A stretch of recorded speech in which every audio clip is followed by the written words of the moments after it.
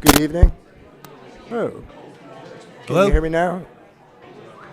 Hello? Yeah, that sounds good. Good evening, everyone. We'd like to get started, so if everyone could pay attention to me, and I'll get this going. Let's thank you for coming tonight. Welcome to the October 23rd, 2025 Town of Eastchester Planning Board meeting. If everyone would rise for a pledge of allegiance. Pledge allegiance to the flag of the United States of America and to the republic for which it stands, one nation, under God, indivisible, with liberty and justice for all.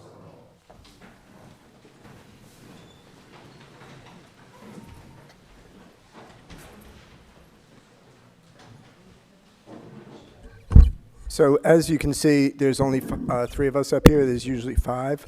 So when there's only three people on board, we all have to agree on.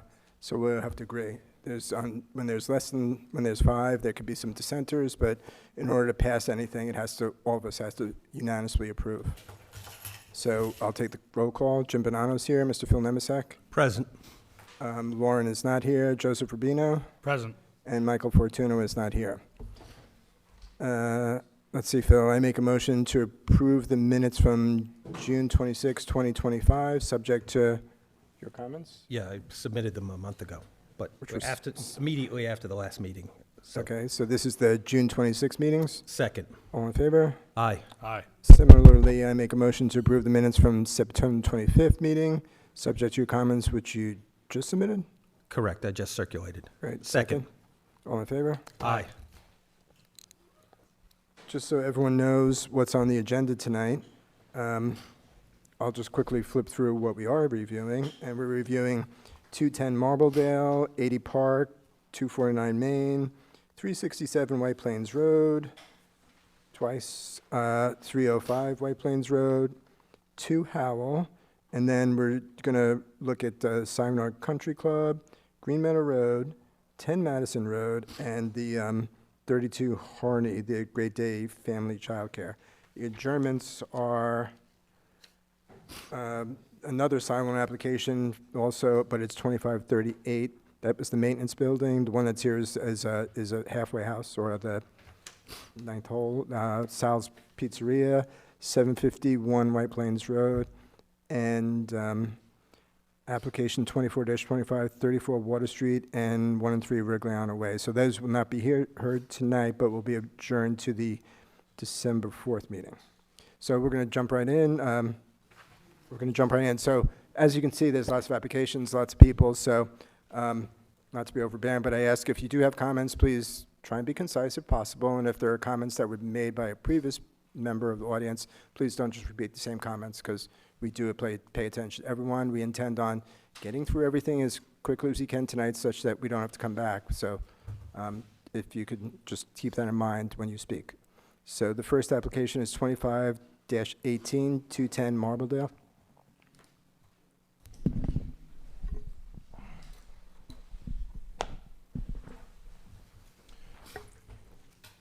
Good evening, Chair, members of the board. Louis Campana, architect, on behalf of the applicant.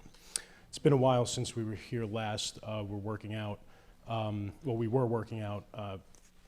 issues with the Tuckahoe's planning consultant, and we've done that. So we're back here seeking a negative deck so we can move the project along to zoning and also back to the planning board at Tuckahoe. But just as a very short recap. This is a lot line adjustment. So we're moving our lot line, which is against the existing commercial property, over to accommodate a parking lot and essentially to clean up what's there now. It's unsightly. So we will be adding fencing along the northern property line, which divides this commercial lot from the residential lot. And it also, that solid fence also prevents headlights from shining into the lights of the neighbors across the street. We do have planters along the front for emerald green arborvitae to screen the parking lot from the road.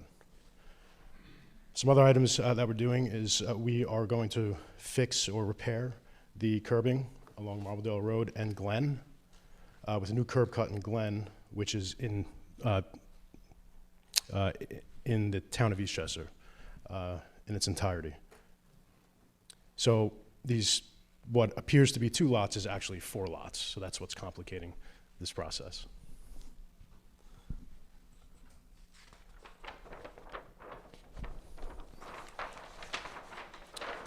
We've just received some comments earlier today, actually, from KSCJ, which we did our best to address. There are a couple outstanding items, like updating the drainage report, which will be done on Monday and submitted to the planning director. And I believe that's all. I'll keep it quick. Any questions? No, it's pretty straightforward. Yeah, Is there any reason not to do this? absolutely not. Okay. So procedurally, the public hearing on this was opened in March, so the public hearing is open. And at that point, you declared your intent to be lead agency. In May, you declared yourself lead agency because for this one, there are a lot of agencies because there are all the boards in Eastchester and all the boards in Tuckahoe. Yes. So tonight, we can propose for your board to adopt a negative declaration, which would conclude the secret process and would allow the applicant to go to the zoning board here, go to the planning board and zoning board in Tuckahoe, and then once all of those boards are done, they would come back here to wrap up the review process. Yeah, And just out of curiosity, how long, in a best case scenario, is that going to take with all those boards? well, for the town, maybe 3 or 4 months. For the village, I couldn't speak to that. Are you dissing the village of Tuckahoe? No, I'm just saying I can't speak to it. All right. Right, so it's so- pretty straightforward. Yeah, Yeah. it is. So I've prepared a part 2. The applicant prepared a detailed full part 1 EAF. We've prepared a draft of the part 2. Pretty much everything is checked no or small impact because this is really just moving the lot line to allow the parking to be configured in a more favorable way and have all the parking occur on the commercially used property. We've had our town engineer take a look at stormwater, and he believes that it could be adequately managed, and so it would be appropriate to move forward with a negative declaration. Okay. So you've answered everything. You two have done the same, Louis. So the public hearing is open. We never closed it, or we have to open one? It is open, and you should keep it open for after Yes. the applicant goes to the zoning board to come back to conclude the process. So if anyone in the audience has comments on this application, please come forward. It's just a lot of paperwork right now. So then do we have to review the EAF, or you've sort of summarized that? It's all been checked? Sure, out if you have any for- questions, or if there's anything you'd like to discuss on it, We don't have to go through point by point? Sure. We're good? Okay, cool. Then I do make a motion to adopt a negative declaration under SECRA for application 25-18, 210 Marbledale Road subdivision for the reasons stated in parts 1, 2, and 3 of the full EAF. Second. All in favor? Aye. Cool. And then I make a motion to refer this application, 2518, 210 Marbledale, to the Zoning Board of Appeals, and the public hearing will remain open. Second. Bless you. All in favor? Aye. Aye. Great. You're good, Louis. Thank you. The next application is 2509, and that is 80 Park Avenue.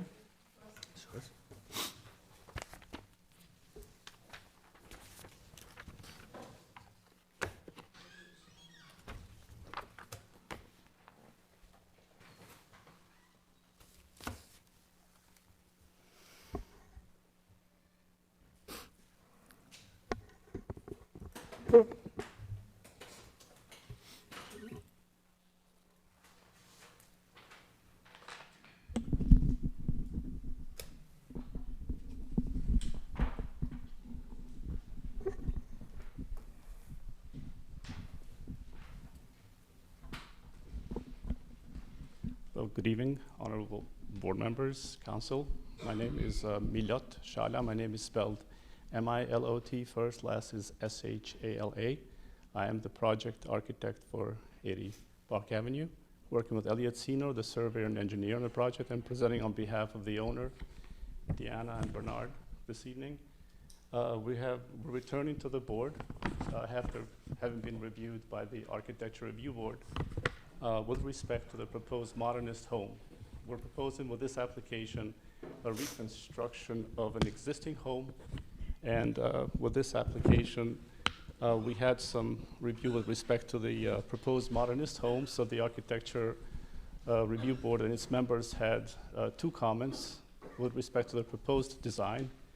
We did recognize, so the consensus became that this is most definitely a modernist home with some references to Federalist architecture. However, the comments were to sort of pronounce one volume at the front yard. So if I may use a laser pointer. Here. So I will point 2 areas to which the architects made comments. At the front right portion of the home, they asked us to remove the cornice, which was sort of enhancing the protrusion at the front. They also asked us to lift the wood cladding 1 foot over the cornice, which is adjacent to it here.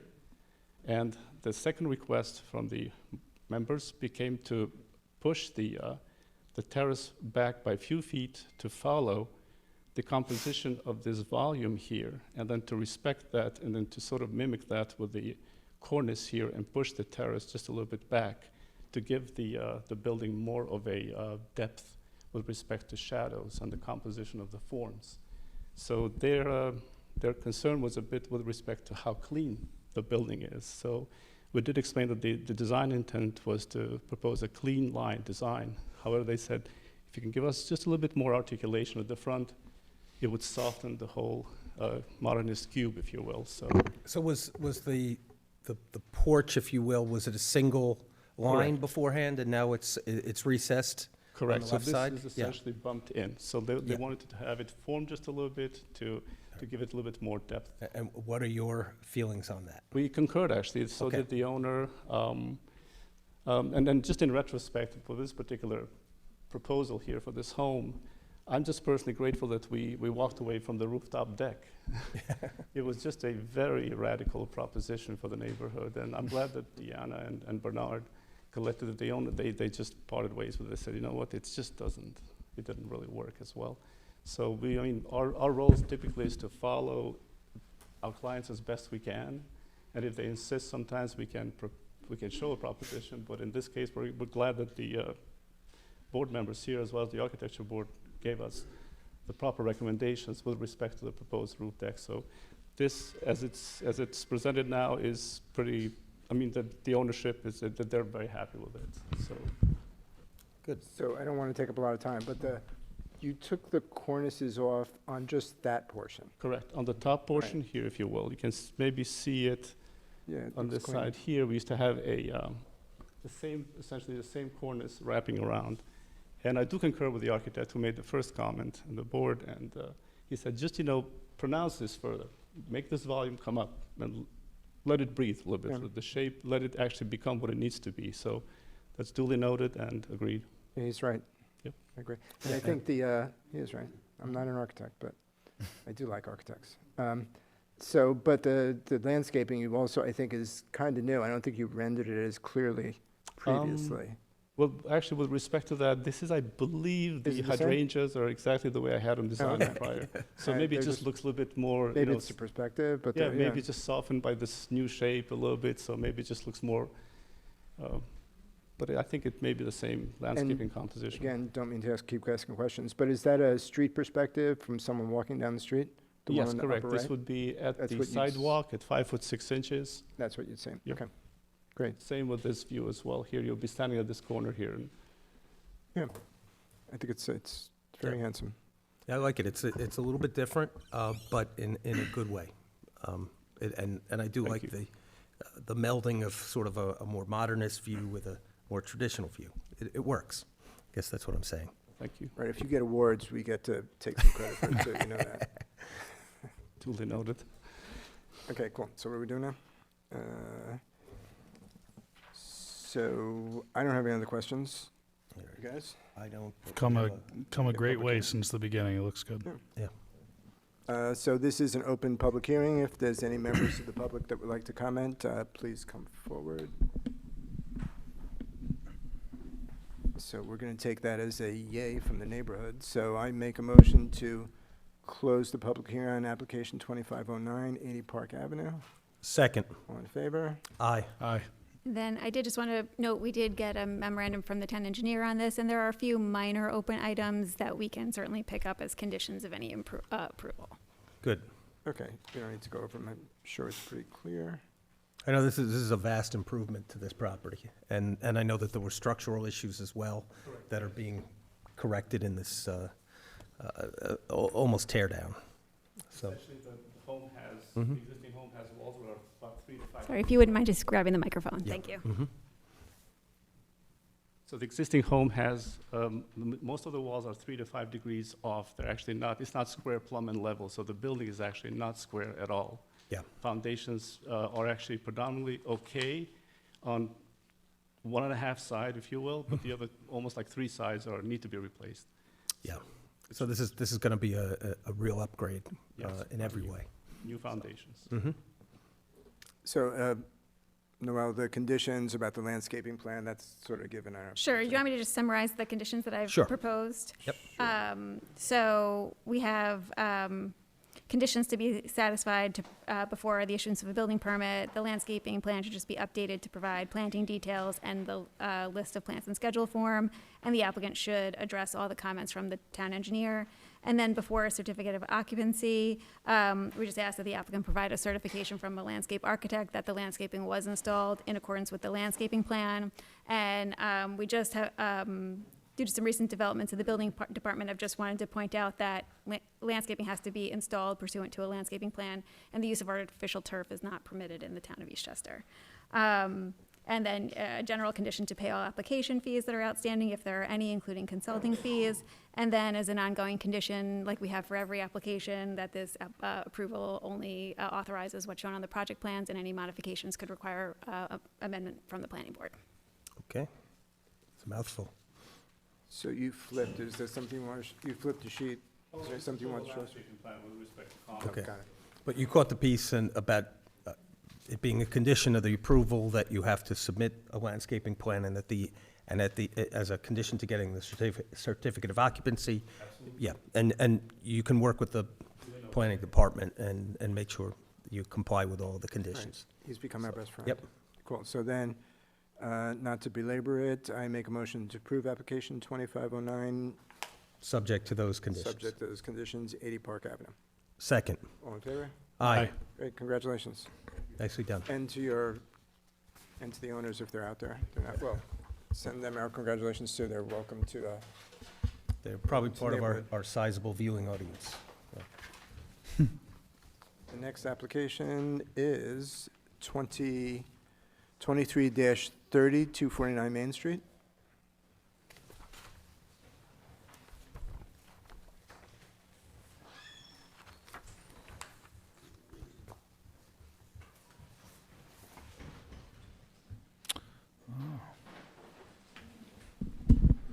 How you doing? My name is Angelo Gavino. I'm the owner and developer of this project.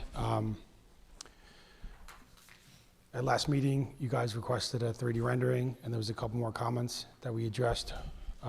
Hopefully, you guys were able to review that. Come around.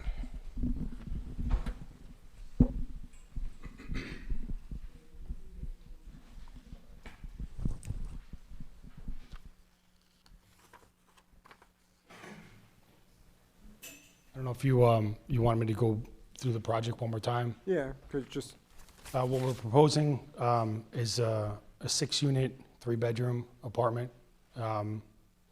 Attached 3 on one side and 3 on the other side. There's a circular driveway.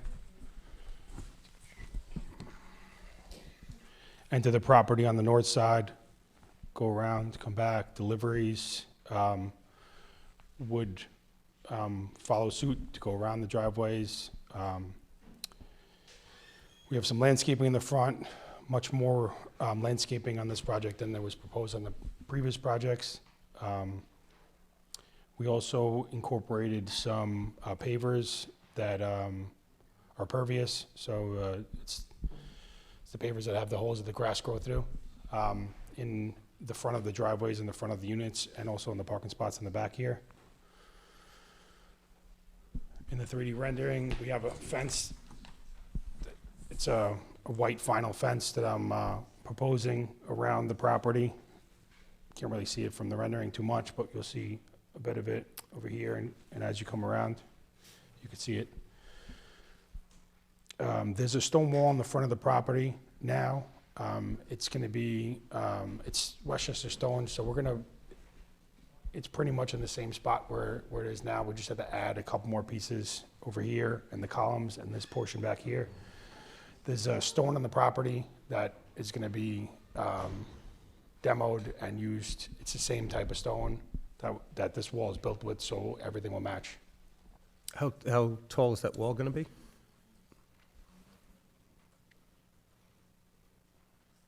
Looks pretty short on the rendering. Couple of feet.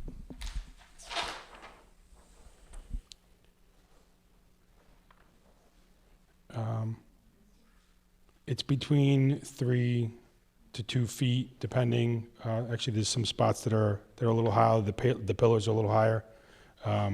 Pillars are about 4 feet. So it varies as you go up the hill on the property. Okay. It's a little higher on the lower side than it is on the north side. The south side is a little higher. Great, thank you. I think it looks very good. Yeah. It fits nicely, thank you. I agree. I'm glad the project got changed up a bit. Yeah, it really Way. doesn't times. look like it's, yeah, I know we're not looking 4 times the charm. to New Street, with 9 Yeah. New Street on the right, Yeah. here to the north, which Yeah, I know is that significant. property is, Yeah, that's significantly bigger, but even the property to the left, granted, this is from an angle, We but did- it doesn't look like it's really out of scale even with I that. don't know if you saw the street. Sorry. Thank you.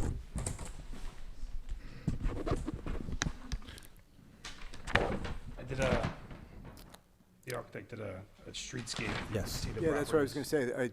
The streetscape makes it very clear, it's very, Yeah, you don't need to find it, I think we've all seen it. well, it'd be good for Oh, okay. I want the public to see it. Knocked over the easel, and I definitely saw it. There you go. You didn't have to do that, Angela.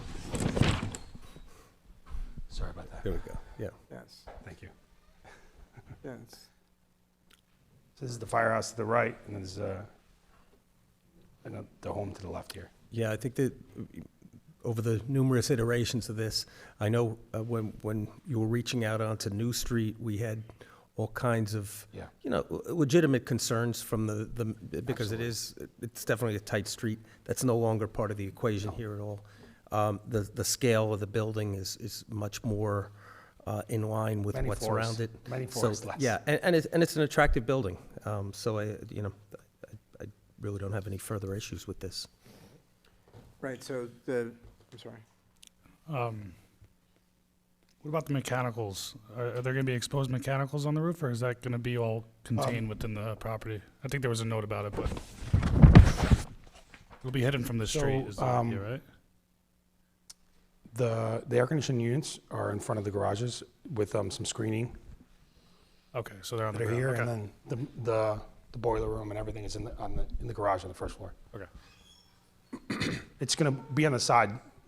Theoretically, you really can't see it from the street, especially with the hump that's there. It's going to be tough to see it from the road, but as you come on the property, you'll see. That's fine. Thank you. So the only other comments are comments having to do with parking and traffic, which have been satisfied for the most part to the Correct. satisfaction of our traffic consultant. So we Yes. don't need to elaborate on that anymore, right? Right, we received a memorandum to that effect for Yep. this meeting. Okay, because we have the memo dated October 15th from Dr. Greeley. Thank you. So then, I do not have any more comments. This is an open public hearing, so if there's any comments from the public about 249 Main Street, please come up. If not, I am going to make a motion to refer application 2330, 249 Main Street to the Architectural Review Board, and the public hearing is going to remain open. Second. All in favor? Aye. Great, thank you. All right. Thanks Looks for working great. with us, it looks good. You're almost there. We're the hard part. The ARB, they're friendly. No problem. No problem. The next application is two applications in one. It's 2537, which is 367 White Plains Road. And then there's the 2541, which is the same address, the site plan application.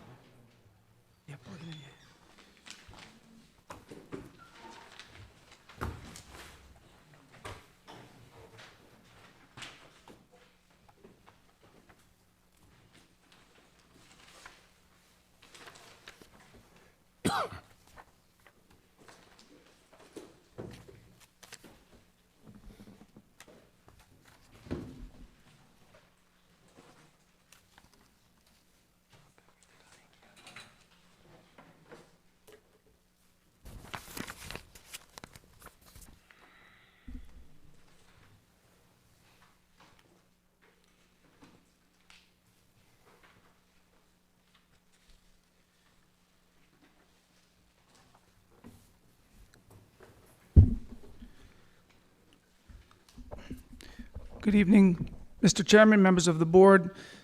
My name is Steve Accinelli from Veneruso, Curto, Schwartz, and Curto. On behalf of the applicant, this application relates to 367 White Plains Road. And here with me this evening are representatives from Sweat 440, the operator, Shaheen Badali as the architect, and Brian Dempsey as our traffic engineer.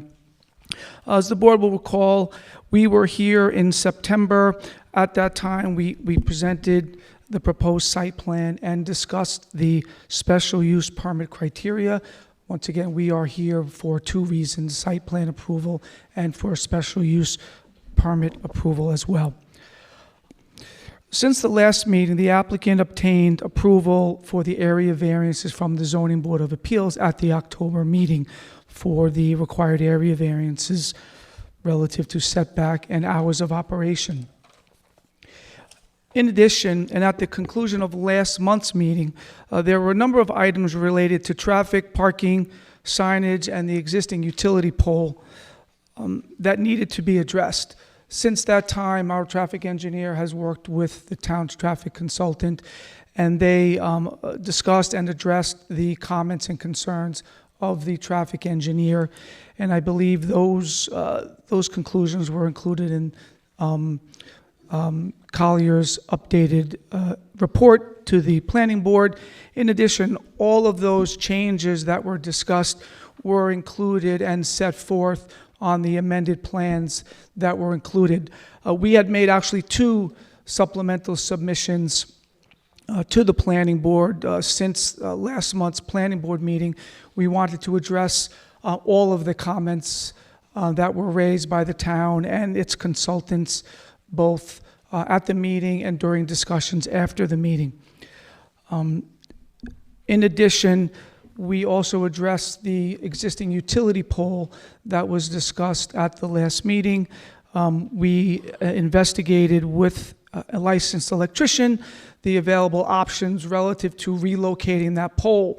And the owner of the property met with an electrician, actually two electricians, and determined that the best course of action was to actually relocate that existing utility pole from its current location in the middle of the parking lot to the rear property line behind, I think it was spaces 24 and 25. And we included that relocation plan on the amended plans. We also dimensioned the entire area so that it was clear to the board the dimensions of the pole, the distances relative to the parking spaces, property line, etc. So all of that detail was set forth on the amended plans submitted. In addition, we also included, for safety and protection purposes, the addition of two bollards in front of the proposed relocated utility poles, and those are also set forth on the plans. I don't think, for our purposes, that we have anything further to present to the board. We discussed the general standards and specific use criteria and the operations of the facility at last month's meeting. Again, I have our architect here for any questions and our traffic engineer for any questions of the board. I don't know who's going to answer the question, but obviously our biggest concern is trip generation, traffic, circulation of the parking lot. Right. I mean, if you want to address that first, Mr. Dempsey, and then we'll talk to our consultant, or do you really think there's anything to say, other than we did a study and everything's okay? We did present it last time. Everything's still the same. That's what we're saying. It'll generate, the site's going to generate about 17 cars in the peak hour in the morning, that's parking. Flips one page more. It's about 12 cars in the peak in the morning, and then follow that, it would be similar in the afternoon, and then on Saturday, depending upon when the classes are, it's less trips than what the dry cleaners would do. The difference, as we discussed last time, is these cars would then be there for 40 minutes or so, as opposed to the dry cleaners when they're, in and out in 5 minutes. And so that's why there was more with the dry cleaners, but they're not there as long. So there's more of a parking. Right. Also, with this. isn't there a hiatus in the middle of the day when the facility isn't even open and it's a fairly Yes, lengthy there's one? certain hours. I You would have the don't exact remember them hours. off the top of my head, but Right. it was a pretty big chunk of time in the Yeah. early afternoon, or maybe late morning? Yeah, it's more, yeah, 10:30 to 4:30 it would be closed. Okay. Yeah, so that it would not be generating any vehicles other than the people who are going to pull in and say, oh, it's closed. Right. And people sign up for the classes so they'll know it's closed because they won't be able to sign up for a class at that time. The other thing was, Mr. Gurley suggested the elimination of parking space 1. We went back out there and looked at it, and we did eliminate that space. We've added additional signage and striping, and he's agreed with what signage should be out there. It really did need some no left turn signs and some one-way signs, because Merritt Avenue is one way, and there was very limited signage at that location. And I believe Dr. Greeley's assessment at the last planning board meeting back in September was that the overall change in the parking, in the circulation, the number of vehicles coming in and out was negligible compared to the prior usage. It just would come at different concentrations. Yes. And the people would be staying for longer, but. Right, but the concentrations will still be pretty small. Yeah, and it wasn't anything that seemed to be alarming at that time. So unless something's changed. No, it was more the signage and striping. So could I just talk to Dr. Greeley first? Yes. For a moment, and then we'll get back to you. Would you mind, I do have one question, or maybe a couple. It seems like you and Mr. Dempsey have been working closely. You have a plan that kind of works. You want to, just so you can chat? Thank you. You were sentenced to the pulpit. Just because I'm going to ask you, we're going to chat a little bit. My favorite spot. Good evening, Philip Greeley from Colliers Engineering and Design. So we reviewed in our October letter the submissions. We're satisfied with those. We have a few minor comments on the no left turn signs. We want a near side sign added in addition to the far side sign that's shown on the plan. We've also, the elimination of that parking space at the corner of Merritt and 22, I think helps improve that circulation. In the rear, we had looked at the westerly driveway on Merritt, possibly eliminating a space there. However, it's further away from 22. We felt that it would be more reasonable to look at it, and if there's any problem, then it can be striped out, but rather than lose the space there, to leave it as is. We've also recommended a monitoring of the driveways on Route 22 after opening to make sure that everything is functioning properly, whether there should be any restrictions on any of those movements there. And I think that's a reasonable approach. So that was the question I wanted to ask, because I did read that. Monitoring the driveway means if traffic is moving as you'd expect, or that it's too much traffic, or? That the turning movements aren't creating conflicts. So the levels of, it would look at the levels of volume and if there's any conflicts that are resulting from non-restrictions at those driveways. And if there's a problem, then you would restrict it in terms of adding signing for restricting movements at one or two, of the two driveways. Right, that's movement on the subject property and also the impact on 22? It would be on the driveways exiting Right. or turning in from 22. Okay. That sounds like a good approach. How does that play out? So, Monitoring. okay, so after the facility is open and operating, they would do counts and observations, and we would coordinate with a review to see if there was any accidents, any problems with turning movements that are occurring there. So the applicants, would submit information Correct. to the town. That's correct. That it would be reviewed presumably by you. Yes. And if there's if it's working, everything's peachy. We're fine. Yeah, we're good. If there are conflicts, as you say, at that point, they get addressed as Correct. between, apart, without having to come back to this board. No. Barring something catastrophic. Correct. What's the duration? Do you guys agree on a duration for how long you're going to do it for?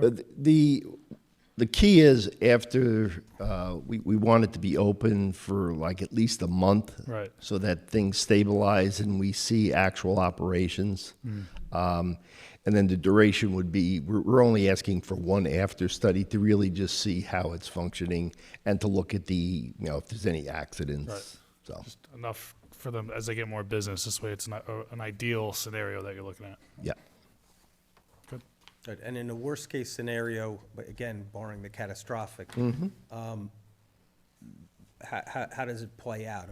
Are there fixes to whatever you envision a worst-case scenario to be? Yes, That can so- be implemented? So this site has 4 driveways. Okay, Merritt is a one-way, but rather than start putting turn restrictions, other than the easterly driveway on Merritt, which should be controlled today, rather than put restrictions on the other driveways, we'd rather see how it's functioning.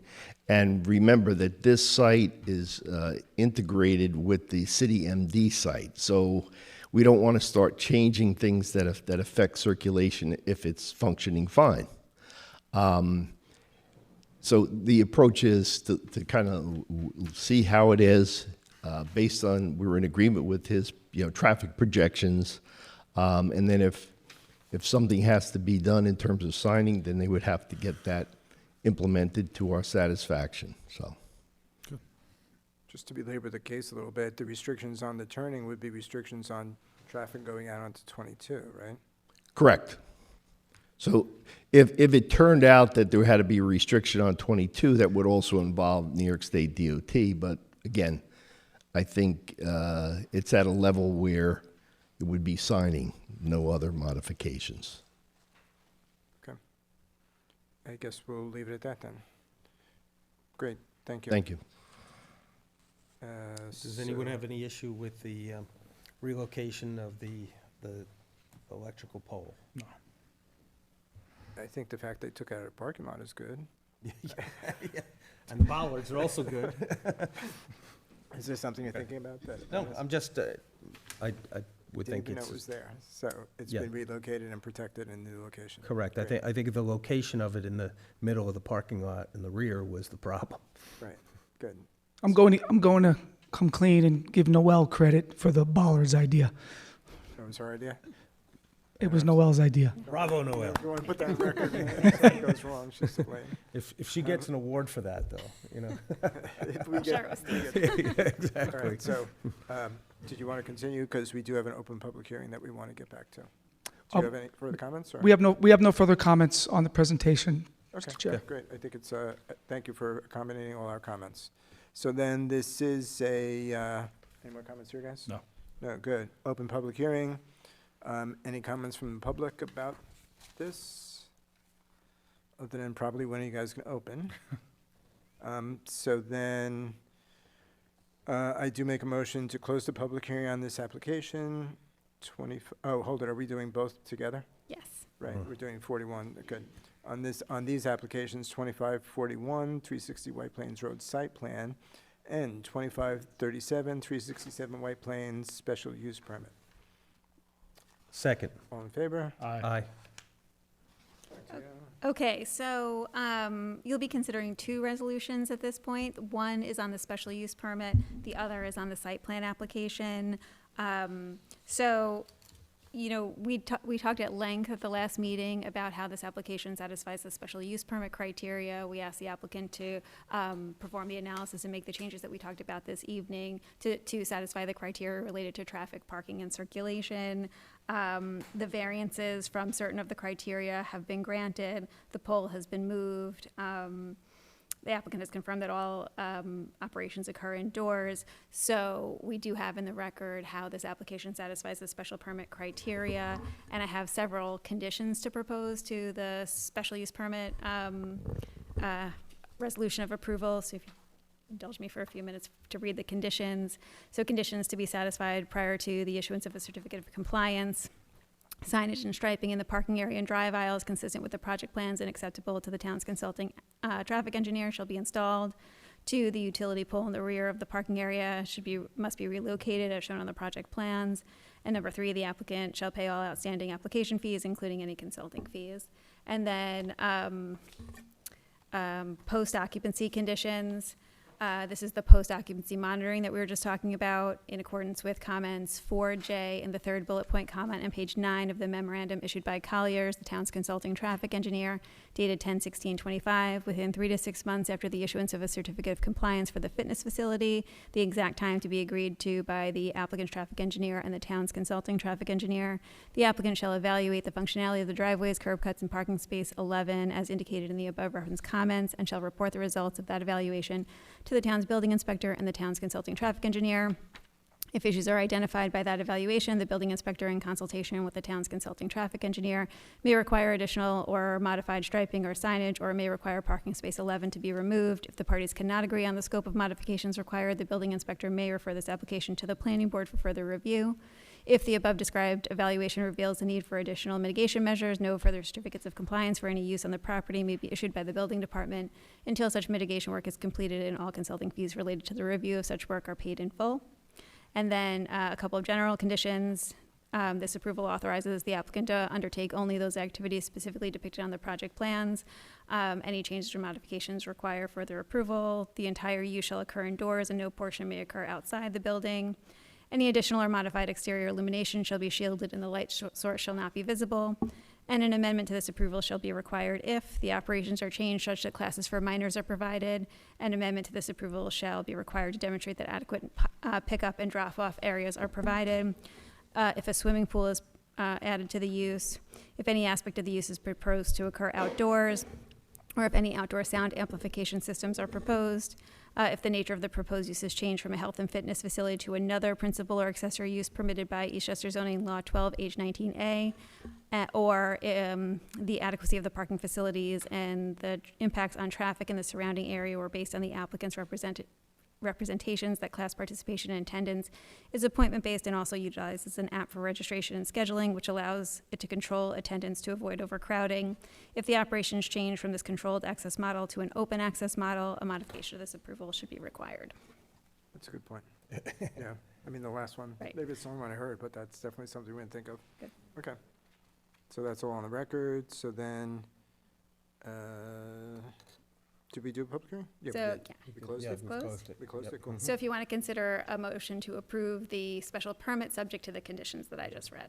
Okay, cool. So then, I do make a motion to approve application 2541, 367 White Plains Road. Oh, site sorry, that's 2537. 37. 37 White I Plains went went out of order. Road. Mm-hmm.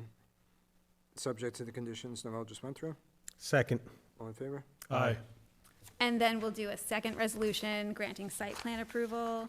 To 41. Yep. Great. And also, Conditions for that, or?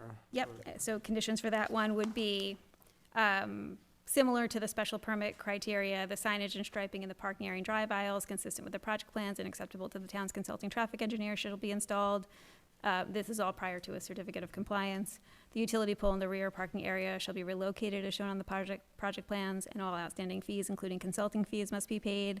The same post-occupancy condition, unless you'd like me to. I won't read it again since it's fairly lengthy, but it's the same condition. And then the general condition, the condition we have to all of our approvals. This approval only approves what's shown on the project plans, and amendments require further approval from this board. That's good.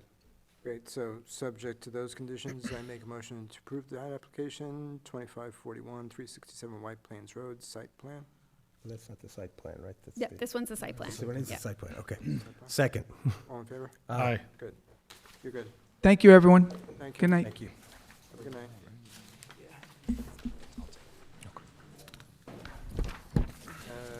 The next application is 25-39, 305 White Plains Road.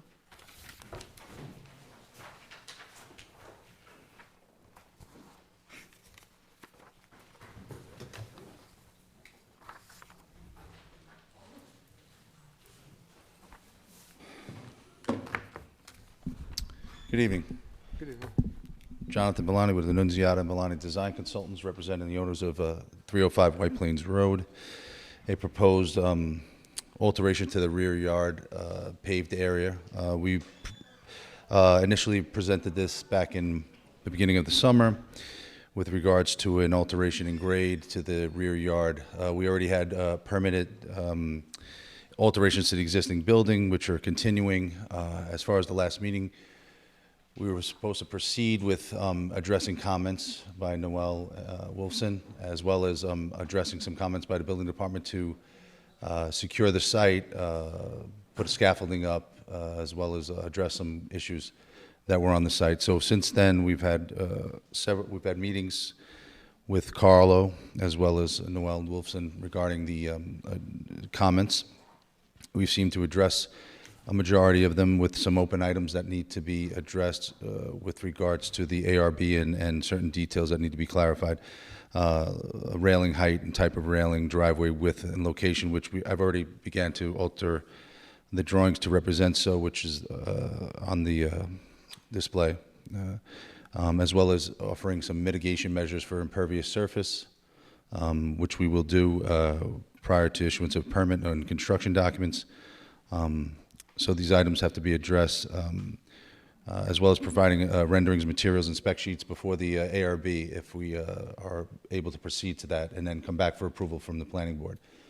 So it's really just alterations to the rear yard driving paved area. We're lowering the grade, which was already a paved area, parking area. We're just lowering the grade to match the proposed garage, underground garage that's going to be under the building. So is that right? We're just addressing the parking side of this, and we're not addressing facade tonight? You can look at the facade and the changes. You can look at all aspects of the application tonight. That's what I was hoping. And if you're ready, you can make a referral to the architectural review Okay, cool. board. So can you just walk us through that? We'll start with the facade. That's the easier one. Well, the facade is, the alterations to the front are proposed to be the same. It's really the one side along the adjacent, let me take this out. Oh, so when the scaffolding comes down and everything comes down? Oh, yeah. it's- There'll be, there's proposed new windows along that facade, along Highland Avenue. This facade really has nothing that's facing the adjacent neighbor, and the rear yard doesn't have much, but I can show you a side elevation.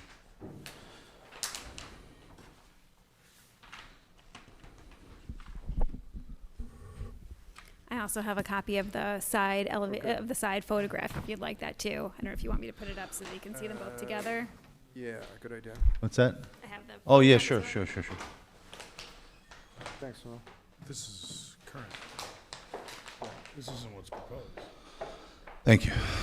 So presently, well, you can't visualize this now because the scaffolding's up, but the proposed openings, Make it bigger. they're a little larger than presented on the drawings. We're going to correct them and actually present photos when we present to the ARB. Garage door will be wider, and there'll be only one entrance to the building on the side. So this is the existing elevation, this is the proposed elevation. As far as the front facade, it's all going to remain the same with the brick, and the windows will remain the same size. It's really just these 4 openings that are changing. So that's what they're proposing. At the time, I'm getting the specs on these windows and revising elevations prior to ARB. Right, but all we kind of care about is that the windows are getting bigger and that on the bottom elevation, the side elevation, and that the material and the colors are everything going to match what's there. Yes, correct. Stucco and brick. Okay. That's pretty straightforward. And the rear elevation will be changing as well with the new parking area. The stucco will wrap around the corner as well. I don't think what- I have a rear, it's in the Yeah, packet, but I don't let's have a just rear say, elevation. Is the height of the building in the rear of the property, so there's a bump up in the existing? Yes. Is that bump up being raised basically? So no, or this is, everything this coming is up actually being reduced Yes, to yeah. be straight across, yeah. Okay, so the So it's, yeah, the overall height- elevation is actually changing, the building's getting lower, Lower on the Yeah. back, yeah, okay. yes. So it will match existing before that bump up, Correct. okay, Yes, this line is this line. yeah. So, thank you for explaining the elevations and that. Can you just kind of just run us through what we're doing in the parking? Sure. So we originally got permitted to just alter the existing building to this line right here. There was an existing parking area at the rear of the building that had a steep grade change because the adjacent property, the neighboring property next to them is about 3 feet higher than theirs. So we, so this neighbor to over here is higher. So this parking area in the back was actually 3 feet in difference to the curb. So we're putting a proposed garage underneath the building, improving the parking situation, which was really only 3 cars to 7 cars. But that would mean we lowering the grade at the rear yard to match the garage elevation so that we can park cars perpendicular to the rear property line. But it still is higher than the curb cut that's existing. So all the drainage and the water will be relieved outside of the property. So this, but as a result of that, we have to present a retaining wall that goes along the rear property line and also the neighboring property line to accommodate the difference in grade. So there's a retaining wall that goes here and here. How low is the retaining wall at the sidewalk, right? The sidewalk will be 3 feet high, higher than the sidewalk, Okay, with a guardrail, obviously, because the neighboring property is higher. yeah. And how high up does the? It goes retaining only to wall 4 go? feet in the back. 4 feet, okay. 4 feet in the back. So that's open parking that you Yes. pointed to? Right. It was previously, it was existing. We're just rearranging the use of it. Right. They used to park head-on, backed up, like a tandem parking. In tandem, right? Tandem, Yeah. so, yeah, in tandem. Do you want to Now see- it's parallel, it's perpendicular. See that? Would you like this? I have a larger one, hold on one sec. That's fine. Yeah, that's right. I did. No, Hold on one that's sec. good. Thank you. So this is the parking garage will be under this part of the structure, and then the cars are actually parking here, 4 on this side, and then 4 going this way, which will be partially outside of the building. Right, and as far as the parking, the circulation, all that, we've said Carlo's taken a look and he's comfortable that Yeah. he Correct. understands that it all works. Yes. All the backup radiuses and all the dimensions between the cars and the parking spaces all are compliant with the code. Yeah, I guess for the most part, it's to your best interest. So is that for tenants, that parking obviously? We could project on what we're trying to do there. So presently, they're going to use it as an office, 1 story. He's restoring the building, keeping it as is. But I will be presenting, hopefully soon thereafter, he's presenting apartment units on top, but we're not doing it at this present time. But they want to put apartments on top of this building. On the top floor of this building? Another story, possibly 2, if we can. But we have to go through permission. Right now, he purchased the building to use it as his office, so he's restoring to do such. But then we're going to present a possible So all I can say is you hear about parking in every I've, application in front of us. I've so been through it. I've been through it. I know. Duly warned. I have to put a very good Many case floors together. on top I as you know. feel like, but you need do you know- parking. That's why we're improving the parking to 7 spaces as is. But Okay, got it. we're trying. What about, Prepare for phase 2. as far as water coming off out of the? So as part of our construction documents, we are going to be offering a trench drain that'll be either also inside the building as well as outside the building. And the challenging part is we have to handle all the mitigation internally. If we get past this approval process, which would be great, I'll address the stormwater management once we make sure that we want to address that until we make sure we're okay with doing what we're trying to do. But isn't stormwater management part of a site plan approval? Yes. Oh. Yeah. We'll want to have a conceptual plan about what you're proposing to handle the Is it water. possible to do that on the present, after we get ARB approval, to come back for the site? Oh, yes. You don't need to do it right now. You do need to return to this board. You're not Yeah, I have to making return any to the board, decisions yeah. tonight. So it could be addressed at that time, yes. There's the. When he storm- returns, yeah. Yeah. When he returns after Yeah. the ARB. Normally, we like to understand what's being done before we. It's pretty limited, our choices as far as stormwater mitigation. We have to handle it internally, trough drain and something underneath the garage, because I have this site is fully occupied, whether it be impervious surface or structure. So we have to do internal drains. And we were talking about reusing the water. I've done this in the city where we've, stormwater, reuse it, store it, do something, because we have no pop-up measures or to leak it anywhere. So we have to figure out a storage capacity underneath the garage. Like a detention tank. Oh, that's pretty cool. Yeah. All right, well, that's mighty commendable, but I think considering where you are, and it seems like you're coming in with good intentions, you want to move forward, and we're sick and tired of looking at the nets and the scaffolding, we're going to just refer. Yeah, to we it, want right? to, we're Yeah, trying we to want you get, to get it cleaned up before we're trying, yeah. the holidays, Yeah. so we don't have to look at. Just to be look at clear, that. you're not adding any, you're not changing the pervious surface, right? No, it was 100% previously, Yeah, it's 100% now. Okay, but it still needs to be addressed. No, the owner, because Yep. he doesn't want water going into the garage, so we have to provide mitigation measures. It's just how and why and, Yep. Okay. If anything, Right, it's just 'cause- worse for him, though. Yeah. Right?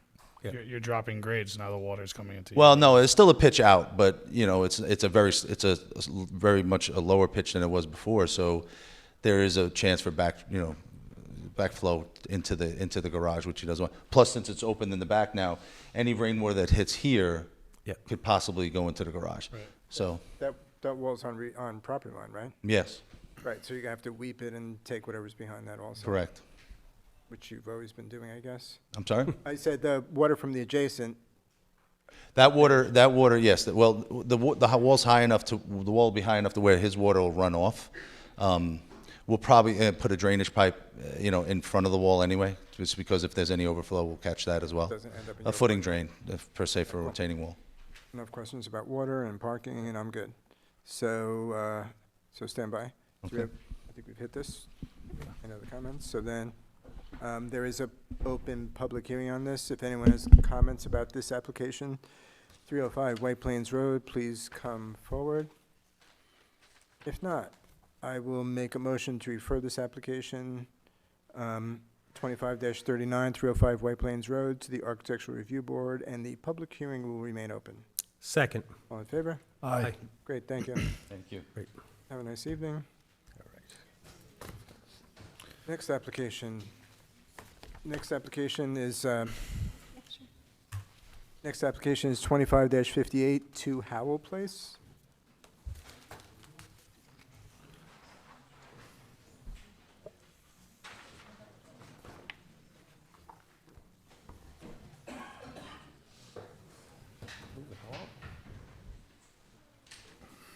Excellent job. Make samples.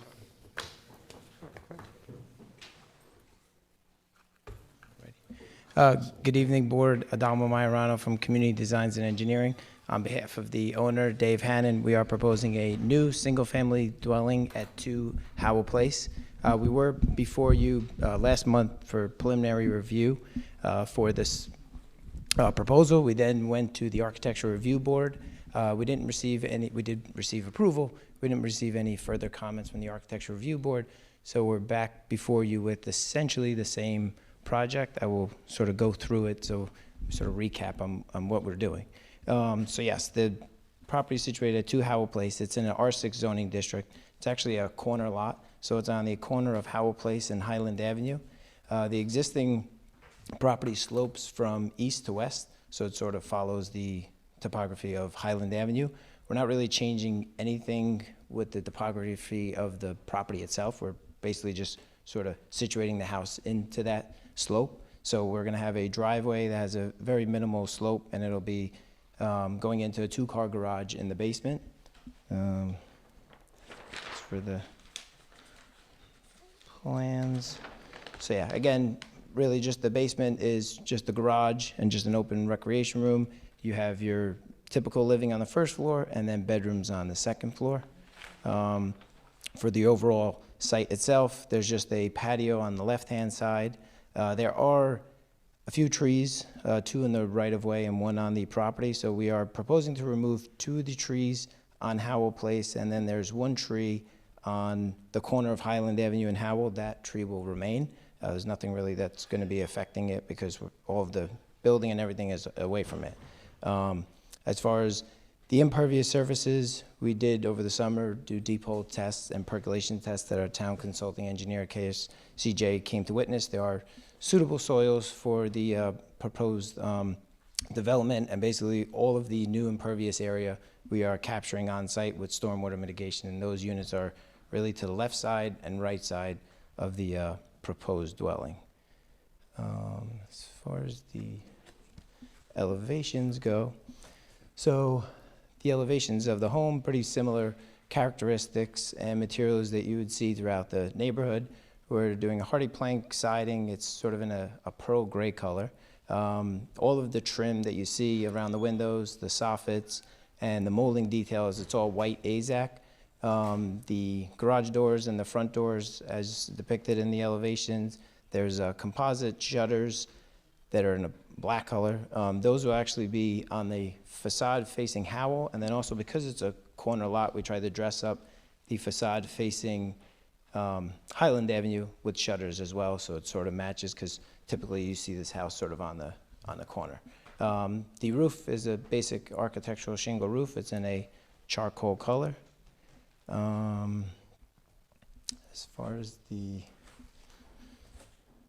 back to the site, you see sort of landscaping. So again, this is a new dwelling, so we had a landscape architect, Bob Tramontano, do a full landscape design.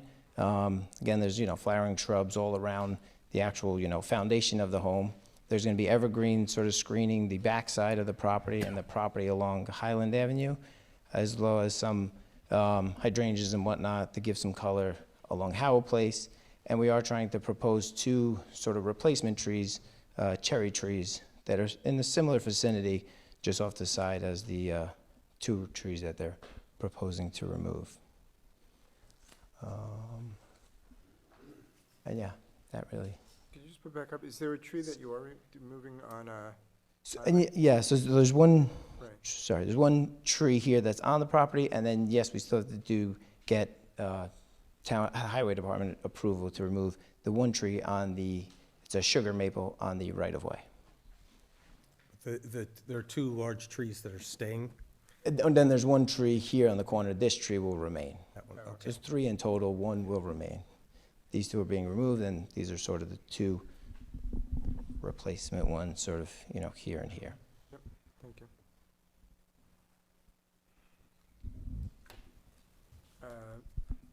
So I know your brand is usually the black trim on the windows? Yeah, and we're sort of getting out of the white All and right. black, so this is sort of back. Okay, to, just checking. I got to keep my finger on the pulse of design. It's really what the client preferred, more of a classical sort of home, nothing, popping Yes, out. well, it works. It Yeah, works. it does, yeah. Especially in that area, there's not really much of that going on, so it Can helps. you just put your rendering back up Yeah. so we could admire your work? Yeah.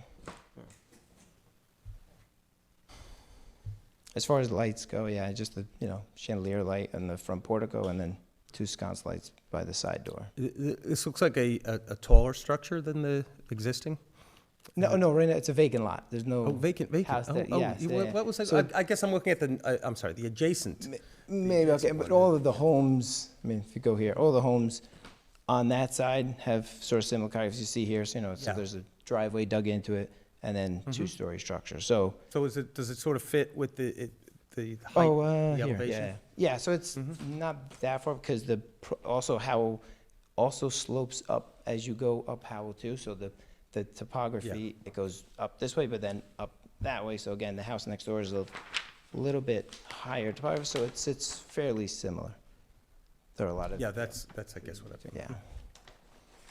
So again, But a little taller, but yes, not, yeah. not Again, we're appreciable. not asking for any variances for Okay. the height and whatnot. It's really the garage part. Other than that, it's very low to the ground and the side. Okay. Yeah, there are no variances required for this. Yes, exactly. Which elevation is for the adjacent street, top left? So this the right side. Nice. So this is Highland, this is Howell, and then the back of the house and the left side. That's good. So yeah, see here, it's like very low to the grade. Oh, the brick chimney is going to be painted, or? No, it's the It's brick the- that's in that That's- material, that- yeah. got Like it. a light, sort of neutral, Oh, yeah, that's really nice. yeah, I like that. That's on the opposite side, yeah, okay. yeah, on the left side. Good. No, I think, yep, you did good work, thank you. So then I do not have any comments. It's about the public hearing, so I make a motion to open the public hearing on this application 25-58 to Howell. Second? Yeah, did we have any consultant comments on this? or- Oh. Yeah. Oh, yeah, sure. Okay. Wait. Well, do you want to finish Yeah, hold opening the on. public So- hearing? No, you Well- can, hold you on come one- up. Yeah, hold you on can one- go. hold on. So Let's- hold on, so to answer your question. Did we have any, before we did the public hearing, did we have any comments from, Yeah, so this was referred to the town's consulting engineer. He took a look through it. We Yeah. have a memorandum from him, Yeah. noting that all the comments are satisfied. He's here if you have any questions for him. that's what I understood. I just want to make sure we take that box off. Yes, Okay, thank you. good. Record, All right, then, so, we, You weren't cutting me off for the, there was a reason. Let's yeah, finish there was a that. reason this time. All Okay. right, so So why then don't that- we so- make the motion again? So I for- will. Yeah. Motion to open public hearing application 2558 to Howell Place. Second. All in favor? Aye. Great. Now you can speak. Yeah, good evening. My name is Mike Heffernan. I live on 3 Howell Place. My wife Nancy and I lived there for 25 years. My current occupation, just to let everybody know, I'm a project manager for a construction company, very aware of all the projects and plans and everything. And the one concern I have is the drainage, because I know 1 Howell, 3 Howell, 5 Howell, all have experienced water problems and spent monies to remediate that water. Myself personally, I put in 2 dry wells, French drains, inside and outside of the house. Normal rain, for instance, October 13th, I would pump out 4,000 gallons of water from the bottom of from the sump pump that's in the basement. So now with this house coming on, I just want to get an idea. I know there's plenty of dry wells that are going to be there, but they leach. And that leaching is going to go right down to California Road, right down into 1 Howell. So I just want to get an idea on how they want to remedy that, and not like exacerbate the problem that we currently have. Well, it's not a problem, we fixed it, but you know, it's there. And the rains that we're getting, they tend to be quick, hard, and fast. So it's, you know, I just want to concern about that. But right now, it's an open lot, right? Open lot, yeah. Empty lot. And is your property, based on the description I heard, the property naturally slopes down from that Right, direction? right. So you're at a slightly higher? No, I'm lower. You're lower? 1, 3, and 5 are actually lower. All right. Can, Yeah, there's an 4 area and- map on 4 the and plan if 6 you are maybe want to higher. point it out. Yeah. What? There's an area map on the plan there if you maybe want to just Yeah, can point you show out it? where you are in relation to the property. Yeah, so this area right here, everything slopes down. Now, each house, 4 Hold on, and 6. Can we just zoom in first? And if you could grab the microphone. Okay, Yep. sorry. Yeah, I just, well, right here is 1, 3, and 5 right here. Everything slopes down this way. 4 and 6 are higher. They have a 30-foot recess.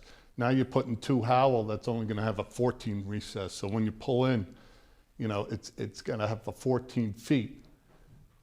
And all that water, rain, I don't know how that's going to be captured with the elevation of the house and everything coming down. So it's just, I just want to get an idea on how that's going to happen. Yeah. So, I mean, No, thank you. Yep. We all Thanks. have water Thank you. problems. Yep. 4,000 gallons. How do you know it's 4,000 gallons? well, I have a pump. Do you have a meter on it? It shows the gallons, It does. estimated gallons. That's brilliant, really. So, That's amazing. I don't know if it's recycling, because it doesn't go Oh, you anywhere. pump I it know out, the it comes water back, table right. rises from below, so Yeah. it doesn't leach out. Yeah. So, Yeah. I mean, I'll try and answer your question, but I'm not the best person to answer it, of course. Are you, Rick? Like, how did, dry wells, yeah, could you?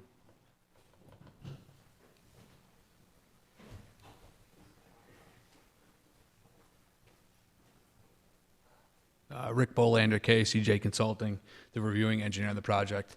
And this project has been through a couple iterations stormwater-wise, where we made sure, because of the close proximity to the neighboring houses, in the designs, we kind of made them do an over-design, where in the calculations, I don't want to get too far into the numbers, but you take credit for the side percolation. We didn't allow that. We only let them take credit for the bottom infiltration, which added units to both systems on both sides of the house. And then in the latest plans, we just made them clarify how every bit of that impervious surface was getting collected. So they added trench drains to the driveway, to the patio. We just wanted to make sure everything was getting collected. And then when we went out there for the soils test, the soil looked favorable. We didn't notice any groundwater at the time when we did the soils testing. So it's been, I want to say, over-designed and scrutinized just because of the close proximity to the neighboring houses. Just in general, Rick, when there's an open lot that's replaced by a house that has impervious surfaces, is the amount of water going to the ground beneath the same as what was there previously, less, or it's the same but it's slowly released into the ground? Well, the problem, so you have a vacant lot, that water comes down and essentially percolates right into, where it comes down. Now it's getting redirected because it's hitting either roof, sidewalk, driveway, and it's getting redirected. And that's oftentimes when you see the water issues where it's not getting mitigated, where now it's rushing down, would be rushing down the driveway towards one house. Now that's being collected by a trench drain. And we limited, and we understand that in those heavy rainfalls, maybe that water can go over the trench drain. So what we did, what we kind of emphasized in our review is limit that water that's going into a trench drain. The best and first line of defense is your gutters. So collect everything you can in those gutters, bring it into the systems, limit the amount that would be possible to to go to the other properties. So we want to limit that as best we can, bring as much into the ground as we can.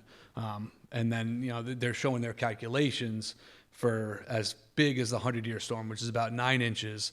And, it's 9 inches over 24 hours. So if we get, those heavy rainfalls to 3 inches in an hour, it's tough to design for that just because it would be so robust. But per New York State standards, that's what it was designed for. The 100-year rainfall event, which is about 9 inches, which is a tremendous amount of water, but over a 24-hour period instead of those quick bursts. Just with my property. You have to. Come back, that's fine. We take a transcript, so even though we can hear, Yep. the stenographer won't be able to hear. Yeah, and you do project rather well. I just know with my property, the water, when I did get the French drains inside the house, it was determined that the water table was very shallow. So it would percolate up. So it would percolate up in the middle of the basement, in the corners of the basement. And that slab that was there was brand new from an extension that we did in 2010, 9-10. So he was just saying it's probably a shallow water table, and when we put the French drain in, again, the pump, Just keeps going. keeps going. It runs you know, pretty much all day. But, you know, and these are 2 to 3 inch rains that I'm getting pumped out like 4,000 gallons. So it's, you know, thank God for that, but I'm just concerned because, you know, you're putting something on, the rain falls on the vacant lot, seeps into the ground. You put these drains around, dry well, it still seeps out somehow. It's still gonna come out. All that rain that's collected, still's gonna come out, and the elevation's gonna push it towards Howell Street and beyond. So that's just a concern. I mean, we have the rushing water coming down from Highland anyway. I mean, that's, and at the end of California, we all know that's an area, so. Yeah, I guess as you said, Rick, thank you. Well, just in case, don't go far. Just stay there. I'm done. Okay, good. Yeah, I mean, Rick, I don't know what to respond, except you over-designed it. You think it's been over-designed. You've taken the samples and, you know, I don't think there is. Yeah. Don't get rid of your pump. And Don't get rid of your pump.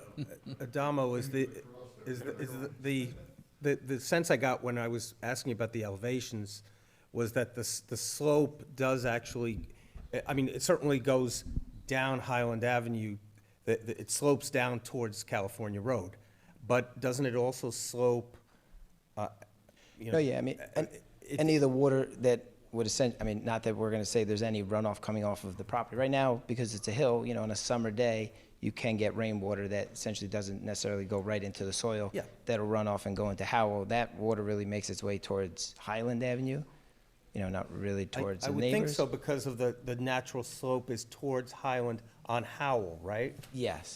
So it could be that some of the to Howell Place rain does find its way to 3 Howell, but that's going to be probably not a major concern.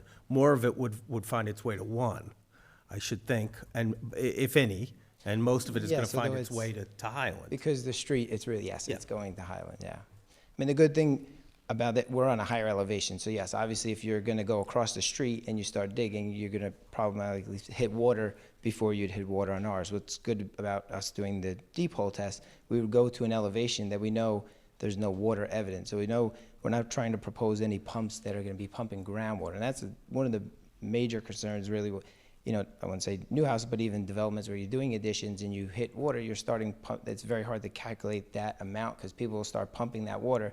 It'll go into dry wells, but then it'll keep going, and then it goes out into the grass area, and you're pumping, and that water's gonna make its way to neighboring residents. And here, from doing the test pits, going down deep enough, we know we're not pumping any, you know, necessarily hitting any water that, okay, we have to pump out of the basement constantly.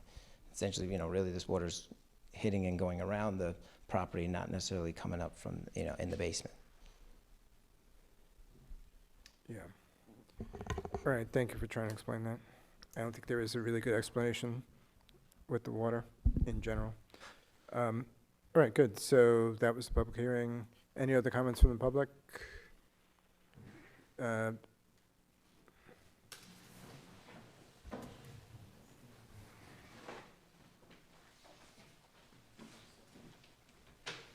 Hello, Good evening. I'm Kristen Versace, and I live at 1 Howell Place, which is right down the hill from this property. Mike shared that he has some dry wells and pumps that are effective for him. We have also 2 pumps, but my husband and I are still in our basement when it rains real hard with the mops and with the siphons and with the pumps and the shop vacs. So any additional problem that this causes is going to cause us to be downstairs in our basement longer. And what the engineer pointed out is that you guys have overdone it with regard to the dry wells, and that's fantastic, but you're using, from what I'm gathering, you're using some kind of metric that's based on getting this amount of rain over a 12-hour period. But we're getting rain nowadays fast, like that amount of rain in a 3-hour period. So again, my husband and I are gonna be down in our basement even longer, pumping all this water out. So I would like you to go bigger with this solution for the drainage.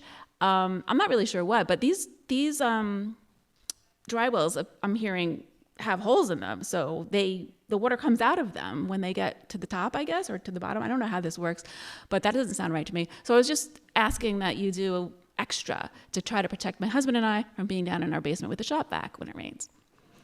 Also, I just want to point out to you that this house, and by the way, it's nice. It looks nice. I like the house. I'm looking forward to having our new neighbors. The house comes out towards the street closer than the rest of our houses. So I think it's like 14 or 15 feet from the road, whereas ours are all 30. So what that means is that when you're driving down Howell on the way to Highland, you're going to see the side view of that house. It's not really obscured by the house next to it because it's closer to the road. That's the view that has that chimney. Anything that can be done to make that view look a little better? Because in the picture, I don't know. I mean, maybe what I need to see is the landscaping that's going to cover that chimney and make it just look nicer. So I'm not sure if we're going to see that at a different meeting. And I think that's all I have to say. But thank you. Thank you. Thanks.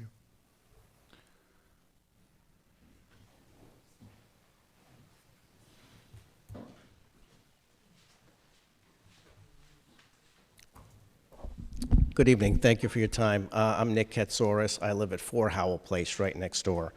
There were just two questions that I had. One regarding the construction and the parking. It's a very narrow block, Howell Place.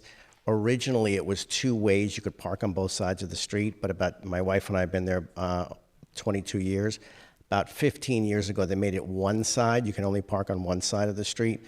So right now, there's no parking as it is. And with all the construction vehicles, I just was wondering if there's a plan where, these vehicles are going to park, the trucks, because again, it's not only a one-sided street, it's a very narrow street. And then the second question that I had was regarding, I heard that the 2 of the trees are going to be taken down, and 1 is going to remain, but there are also some trees between 2 Howell Place and 4 Howell Place. I believe from the Architectural Review Board meeting, those are going to stay, but I just wanted to confirm that as well. Great, thank you.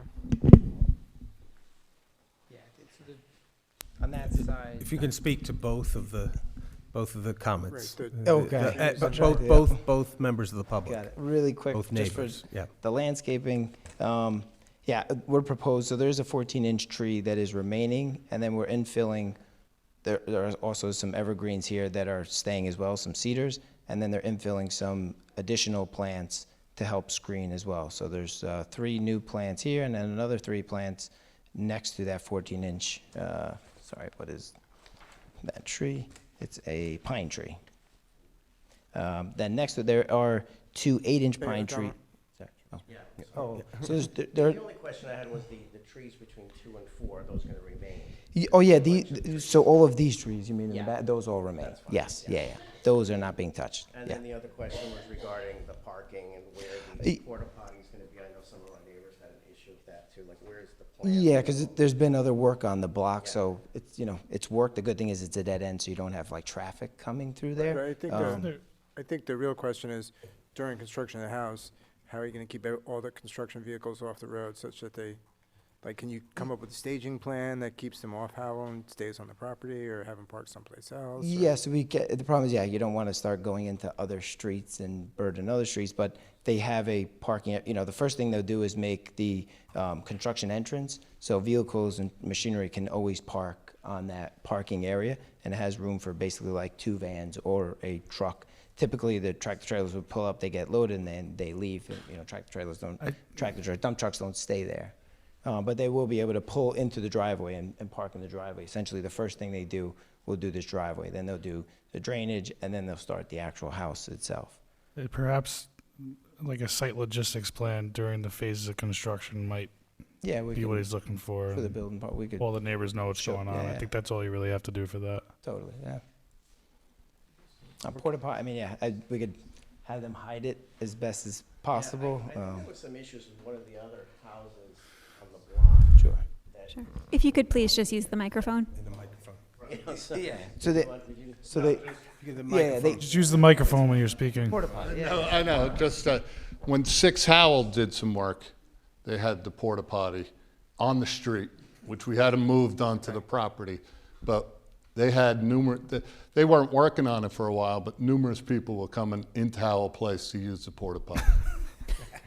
Emergencies, I guess, but, you know, I suggest when that's stationed, lock that thing up at night, because people have come down, it's a dead-end street, people have come down at night and used it and took off, so. Well, it's better At than least the you're not doing it on the alternative, right. property. Yes. but, All right, so Adamo, For cleaning it, they can't put it on the back of the property because So- then the truck can't come to Yeah. clean. So we'll make sure of, you know, Yeah, put something contract, about there it. is a local contract, so that's a good thing, but So we'll make what- sure it's what in a about the good chimney?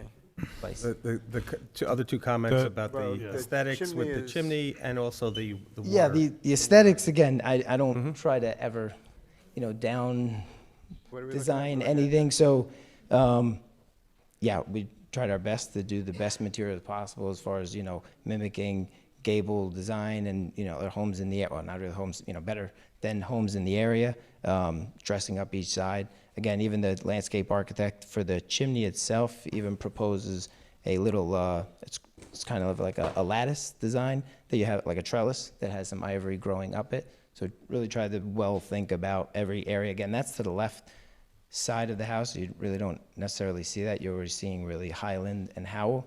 But again, that side elevation is dressed up as I think best. to her point, the house is further up and that chimney is further up on the house as well, right? Yeah, I mean, it needs clearance for But the roof. your site landscape plan shows trees and And it does, ivy yeah. around So that, so it kind of hides the chimney a little bit. Exactly. There's three, I forget the size, but I think they're 5 to 6 feet. So there's HYL, hydrangea limelight. So there's hollies, skip laurels next to the chimney, also even in front of the patio itself. And there's even, like I said, a trellis design on that chimney. Even to the left of it, there's a plant too. Trellis design? Yeah, so it's actually like a trellis against the chimney where ivy can kind of grow up To it. what height? Not the height, it's just to give more greenscape Like 5 to or the 6 house. feet we're talking, right? Yeah. But that's good to her point, because it's going to protrude to driving that way on the road. Exactly. You're going to have a little bit of, Softens it up a little bit. yeah. And not that, I don't view chimneys as being like smokestacks. I mean, they're No, yeah, they're not, it's they're not, not yeah. unattractive in my view, but beauty's in the eye of the beholder, right? So, You don't have a obnoxious coping on the top, do you? No, it'll be a brick. no, and the brick is, yeah. It'll be a bluestone coping to it. Oh, The that's- brick is yeah, like that's this, so. It's a nice, Exactly, yeah, it's a yeah. nice So it's brick. a- But basically, what they do is they put a bluestone coping, they stack a little layer of bricks, and then put another cap on top of that. Okay. All right. So- And then the other issue was with respect to Water. anything more that could be done with respect to the capturing of the water. Yeah, I mean, we obviously, like we said, oversized the system as best as possible.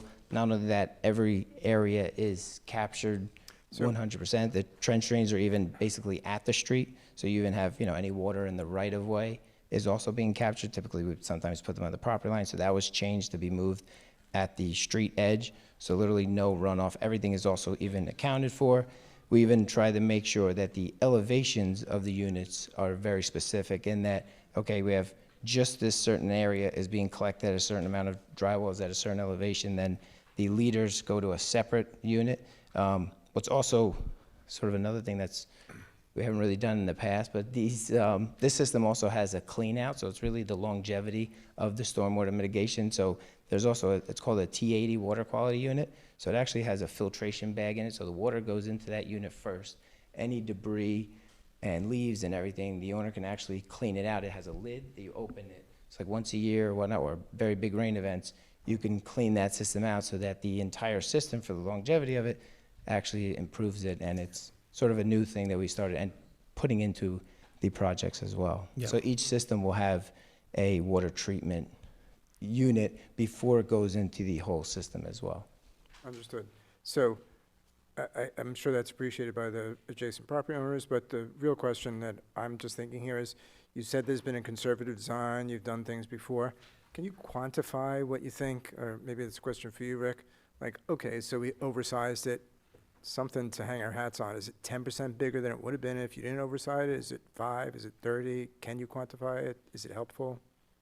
I mean, the biggest thing really is also the percolate. You know, you also have, it's not that, you know, water goes into units, it doesn't just make its way to like a Go neighbor's back into property and some- then right. come into it, it percolates into the, area adjacent to it. That's why they're 10 feet from the property line. So it's not like, units are not like right up against the property line where that water can, yes, sort of go into that area. So you have 10-foot clearance, even more in some areas, around these units.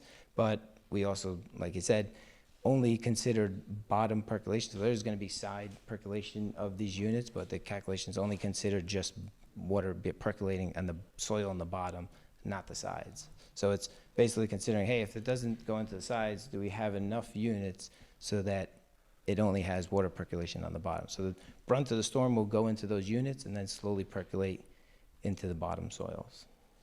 So just to play devil's advocate, if you were to be able to add another unit, would it help any? I don't know. Yeah, I mean, probably not. Or that's It just- already is. Bigger is always better. It definitely wouldn't hurt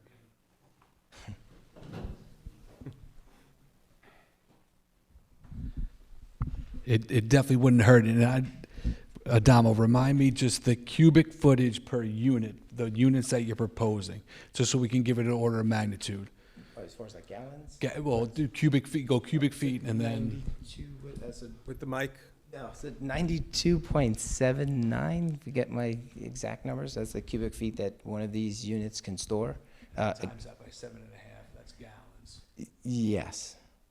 So yeah, so we're like five, what are we, 500? Yeah, over 500 per unit. 1, 2, 3, 4, 5, 6, 7, 8, 9, 10, 11, 12, 13. 13 units. So like 9,000 gallons of water, 10,000 gallons Just of for water. order of magnitude is what's being stored in that. And just, we heard from the neighbor at 1 Howell that she and her husband are having problems now, and that's with no development here. About 14 units. Can you, Rick, can you tell us whether the system as it's proposed with the water retention, it's not going to make, with the construction and everything, is this going to exacerbate that problem, or will the water retention have a net positive effect? Or is it just a wash, so to speak? I would say I would say it's closest to the wash, and I don't know where she went. Right over there. I don't know. From what she was describing, it sounds like it's groundwater. So on 2 Howell, that water is coming down from the sky and hitting that ground and percolating. It's essentially doing the same thing, just in a more centralized location. What it's doing now. And essentially, I guess there would be portions that would be further from where they were percolating before, so you'd have a longer drainage time to get to that point where it was getting before. Yeah. But drainage through the ground that's a whole different level, but it's essentially going into the ground as it was during existing conditions. Yeah, and if you have they haven't, I guess, been as frequent of late, but when we do get heavy rains, they come, 2 to 3 inches at a time, and they can come, within a matter of days of each other. In a case of that really bad, I don't know, 25-year storm, who knows? Which, again, seemed to be more frequent. We used to prepare for the 50-year storm, and then we bumped it up to the 100 after, what Irene and Sandy and all of that. The question is, the really, at a certain point, you get a heavy enough rain event, there really isn't very much you can do about it. You can't put in water retention systems that will capture all of that in a worst-case scenario, can you? And we're dealing with this all over Eastchester, particularly down towards Crawford Street by Iona College, where it's Eastchester is a developed area. It's not urban, but it's far from rural, and it's, you have smaller lots that are developed, and you have just a lot of impervious surface, and you get those heavy rainfalls, and it's not only the houses, it's the roads that are contributing to this too. Like you have Highland coming down, you have Howell coming down, and then obviously going into California Road, where it's well documented that there's water issues in those in that area. So it's it's difficult to fix issues that have been in place for a long time. And from what, all we can do as design engineers and review engineers is make sure that we are taking care of what's going on in that site. And they have, again, the conservative design per New York State rules and regulations. That's what we have to go on. And those, and all the regulations, they are on top of that, because I know we get questioned about that all the time. Is the rainfall event, are they accounting for climate change and the heavier rainfalls? And the two sources, it's Cornell University and the NOAA. They are very up to date with their rainfall amounts because of the issues that we're having with these more frequent 100-year storms and 25-year storms and whatnot.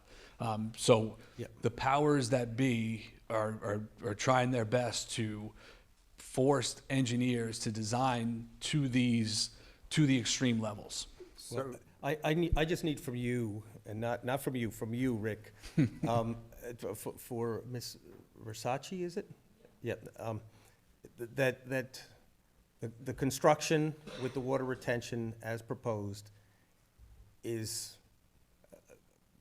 extremely unlikely to make the situation worse. That is a correct statement, and I'm glad that the design engineer touched on the fact that we force them to install these cleanouts, because it's not so much the original design.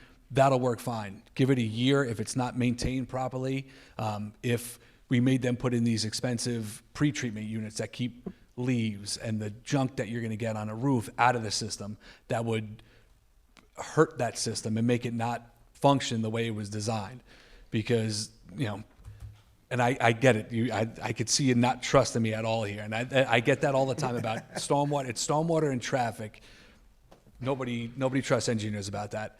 Nobody trusts. But trust the fact that we heavily scrutinized this project and made them go over and beyond what is required of them because of the close proximity. Where it was those expensive pretreatment units, the system is oversized, and we have in place, we've made it easy on them. Now, whether the homeowner does the maintenance or not, I can't enforce that, but we've made it very, very easy for them to maintain that. You can be our eyes on the ground, Ms. Versace. You yell at that neighbor if they're not cleaning it, all right? So I appreciate that. But in general, in layman's terms, about water falling on an open lot versus water in the situation that you've designed, is it, if the water is retained the way it is on the lot in those units, that 9,000 gallons of water, isn't that actually a little bit better than an open lot? Yeah, so again, I don't want to bore you with the numbers of how we design these stormwater things. So we, on most lots, there's kind of a central point where water would collect and leave the site. Right. So we call that our design point. And then we analyze existing conditions as a vacant lot. We analyze what the peak flow for the 1, 10, and the 100-year storms would be at that point. And then it's the design engineer's job to, with all the new impervious surfaces and the system that they're installing, to make sure that it's either maintained or reduced at that point. The peak flows that... Oh, because there's a flow net for the water to get to... Correct. That's right. So that's New York State rules and regulations, where you have to either maintain or reduce that, the peak flows at that point. And sometimes there's multiple points, but on a lot like this, there's essentially one point. All right, I'm sticking with it's a little bit better. Because it's been engineered, it's not just... And my question was at least not worse. So it's... Yeah. Okay, So I think we're getting to the same place. That's all we can tell you right now, And this is pretty much, this is the latest technology. This is what This is it. This is, okay. Yes. So how often do they update rainfall rates, just in general? I don't know off the Not every top of my 5 head, years, but is it? I think because of, and especially in southern Westchester and Mamaroneck and Eastchester and all that, there are so much flooding issues, and it's kind of forced the powers to be to address this. But is NOAA even in business anymore? That's a good point. That's a good point. But yes, they are. I don't know offhand how often they do, but it has been updated within the year. Yeah. Oh, really? Yes. Oh, okay. All right, thank you, Rick. You got me convinced. Thank you. I hope we've. Yeah, Adamo, I think you've answered all the questions, but if there's anything else you want to add. No, yeah, I think that definitely So sums I it up. think, yeah, is there any more comments from the public? And the folks that have commented, I think we've done our best to apprise you of how we designed this stuff to the point where you probably didn't want to hear about, but it sounds like they've done everything they can, and we think it will be helpful. Or certainly no worse. So then, if there's no more comments, we will close the public hearing on this application. I make the motion to close the public hearing on application 2558 2 Howell. Second. All in favor? Aye. The only conditions are the conditions that we normally have about the, should I read it completely, or you've done it once and we'll just. I've done it once. I mean, that we need the certification from the landscape architect prior to a certificate of occupancy, payment of all outstanding fees, and compliance with the plans presented. Was the comment about artificial turf new, or? It's just a clarification of Put what up our on this code one. provides. Oh, okay. Yeah. Did you know that? Yes, Yeah. I do now. Okay, cool. So then, yeah, good. So then I will make a motion to approve the application subject to the conditions so stated for 2558 2 Howell. Second. All in favor? Aye. And other conditions, just to, we made the comment about the construction logistics. Of course, yep. That wasn't yeah. specific. If you could do it, just We to keep could all the construction Provide people. that, yep, In particular, keep the porta potty off the street. exactly. Lock it up at night. Yeah. There's a project manager down the block that might be able to assist with that. Great, thank you. There you go. Thank you. Thanks. Oh, take your, Yep. take your board, thank you. Thanks, Dom. Very nice job. All right. So the next application is 2561, that's Simonite Country Club, halfway house.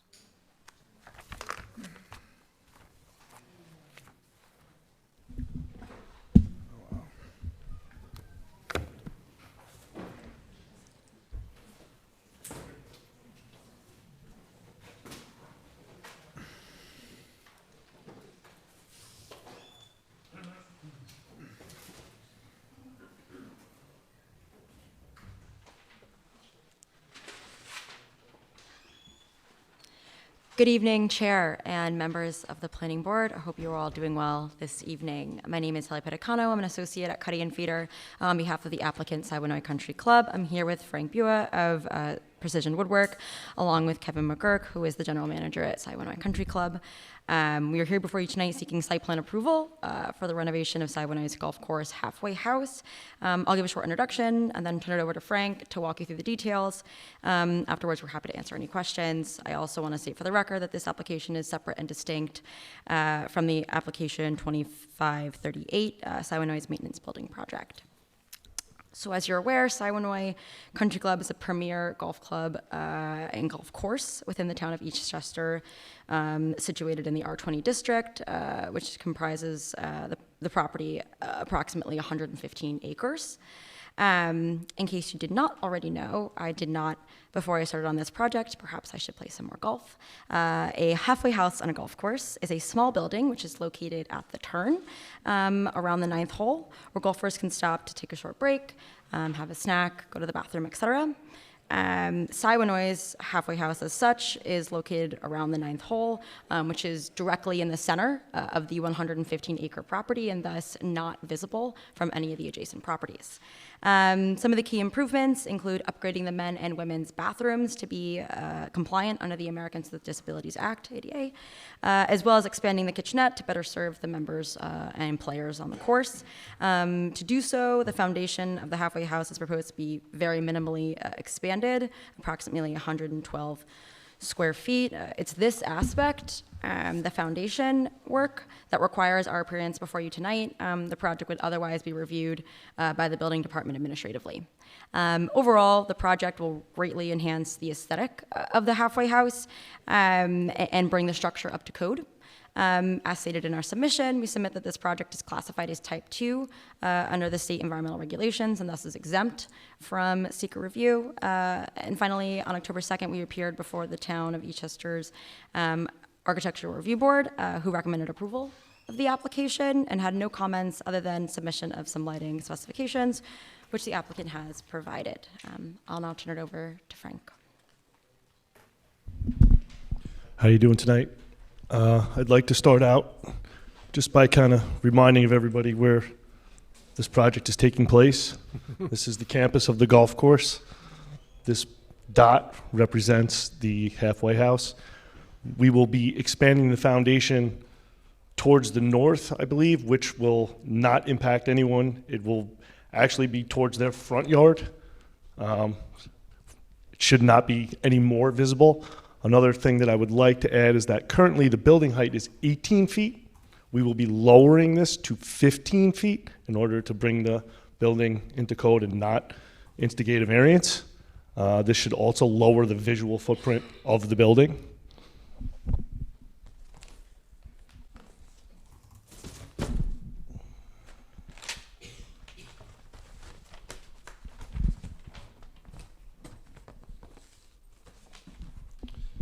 The structure pretty much will remain in terms of the aesthetic. It will have a asphalt roof. It will have white stucco to match the clubhouse. It will have the same catwalk roof around the edges to allow golfers to access the bathrooms and other stuff during inclement weather and get out of the sun if necessary.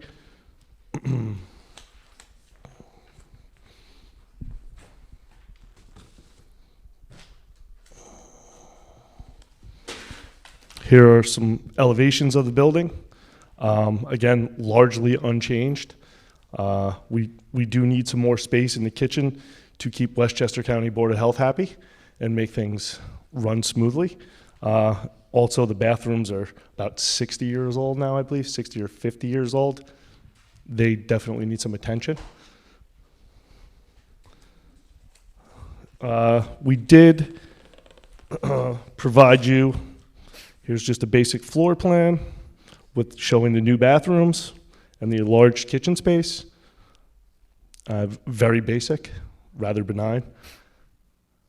I think that it should be pretty straightforward. We provided you with some lighting updates. However, I'd like to remind everyone we don't golf at night, so lights are generally off. These lights are there for A, emergencies, B, service, or any work that may have to occur on the course at night. This way there's no accidents. With that, I'd like to turn it over to any questions. I kind of think it's a very simple application. I agree. No comments. Sure, I can think of some, but yeah. it's a handsome building, looks good, and Yeah. it's well needed. And it's so far away from any residents that it, I think your nearest house is 1,000 feet, and your furthest is 1,700, if I remember correctly. From the but zoning. 1,000 feet's only 333 yards. Okay, cool. So then, thank you, no comments from us, other than what we've already said, so, public hearing, I make a motion to open the public hearing on this application, 2561 Simonite Country Club, halfway house. Second. All in favor? Aye. That was easy. Close the public hearing on the application, 2561 Simonite Country Club, halfway house. Second. All in favor? Aye. Great, thank you for being so. Thank you. Thank you for just making it so quick. Let me just approve it before you go. Make a motion to approve applications 2561 Simonite Country Club, halfway house. Second. All in favor? Aye. Great, thank you. Have a good night. Nice. Thank you. Next application is 2565, 5 Green Meadow Road.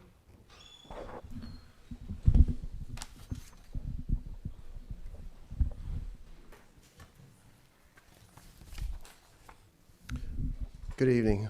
I'm Joe Fernandez. I'm the architect for the project.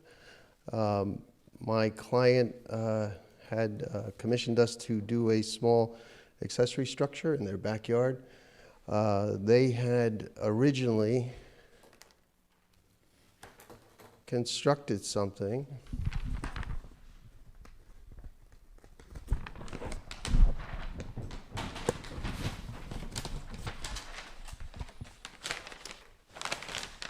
in the backyard, which was here in this corner. and we had, without a permit. So that had to be removed.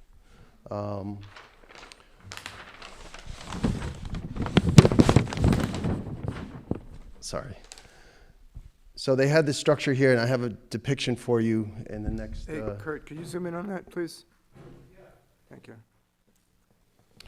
They had constructed something here. This property, main house is here, and it slopes backwards away from the street. But they had constructed something without a permit. So we had them, we got a permit to remove that and construct a new structure, which meets all of the setbacks, et cetera. However, and you're going to see in the pictures that are going to follow, the structure that was here, which had a foundation, and our new design proposed shows a Coltect here for this structure. And they wound up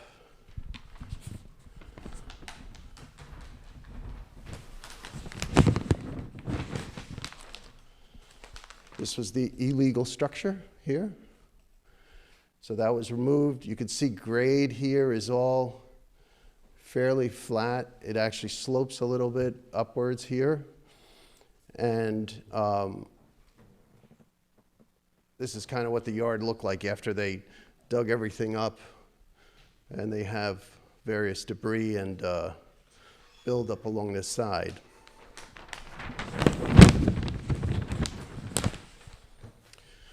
So what happened was when they did excavate this and they took away and cleared that area, they had already started with the sonotubes and the foundation. And as you can see, they wound up forming it, and the sonotubes by code need to be 6 inches out of grade. And they actually had laid it out incorrectly. And so they were about 7.5 inches short of where they needed to be. The structure itself, I measured it with Carlo, the building inspector, on site for the height, and it was fine. It was just as we had designed it. But the difference was that the layout was wrong, and because they had removed grade, it looked like it's sitting up in the air, when in fact it really wasn't. As you could tell from the other picture, which showed everything was kind of flat here. We have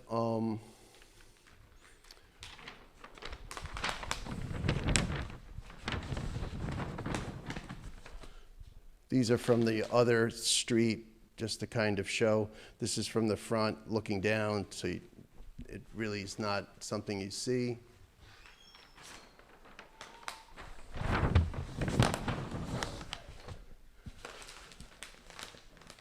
And essentially, we had created this structure to be a seating area outside, and the fill that was there, was basically going to be put back.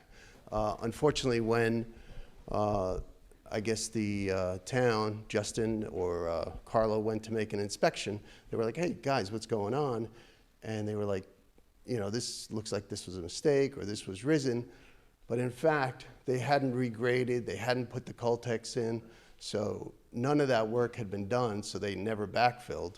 And the intent was, based on our drawings, was to have that 6 inches of exposure, and then the rest was dirt, and they were actually going to put a small wall around the property so that they could either sit on that or whatever. And they have existing trees that are lining the property, so I think it was just a means and methods thing. And so we're here. I mean, this was approved and permitted to be done without this board or an architectural review board, because, I mean, the bit of siding that's on there is just going to match the existing house, and it's something that, again, is at the bottom of this driveway, and it's not seen from the street or any other property for that matter. do you have a view of what it looks like from the street? Sure.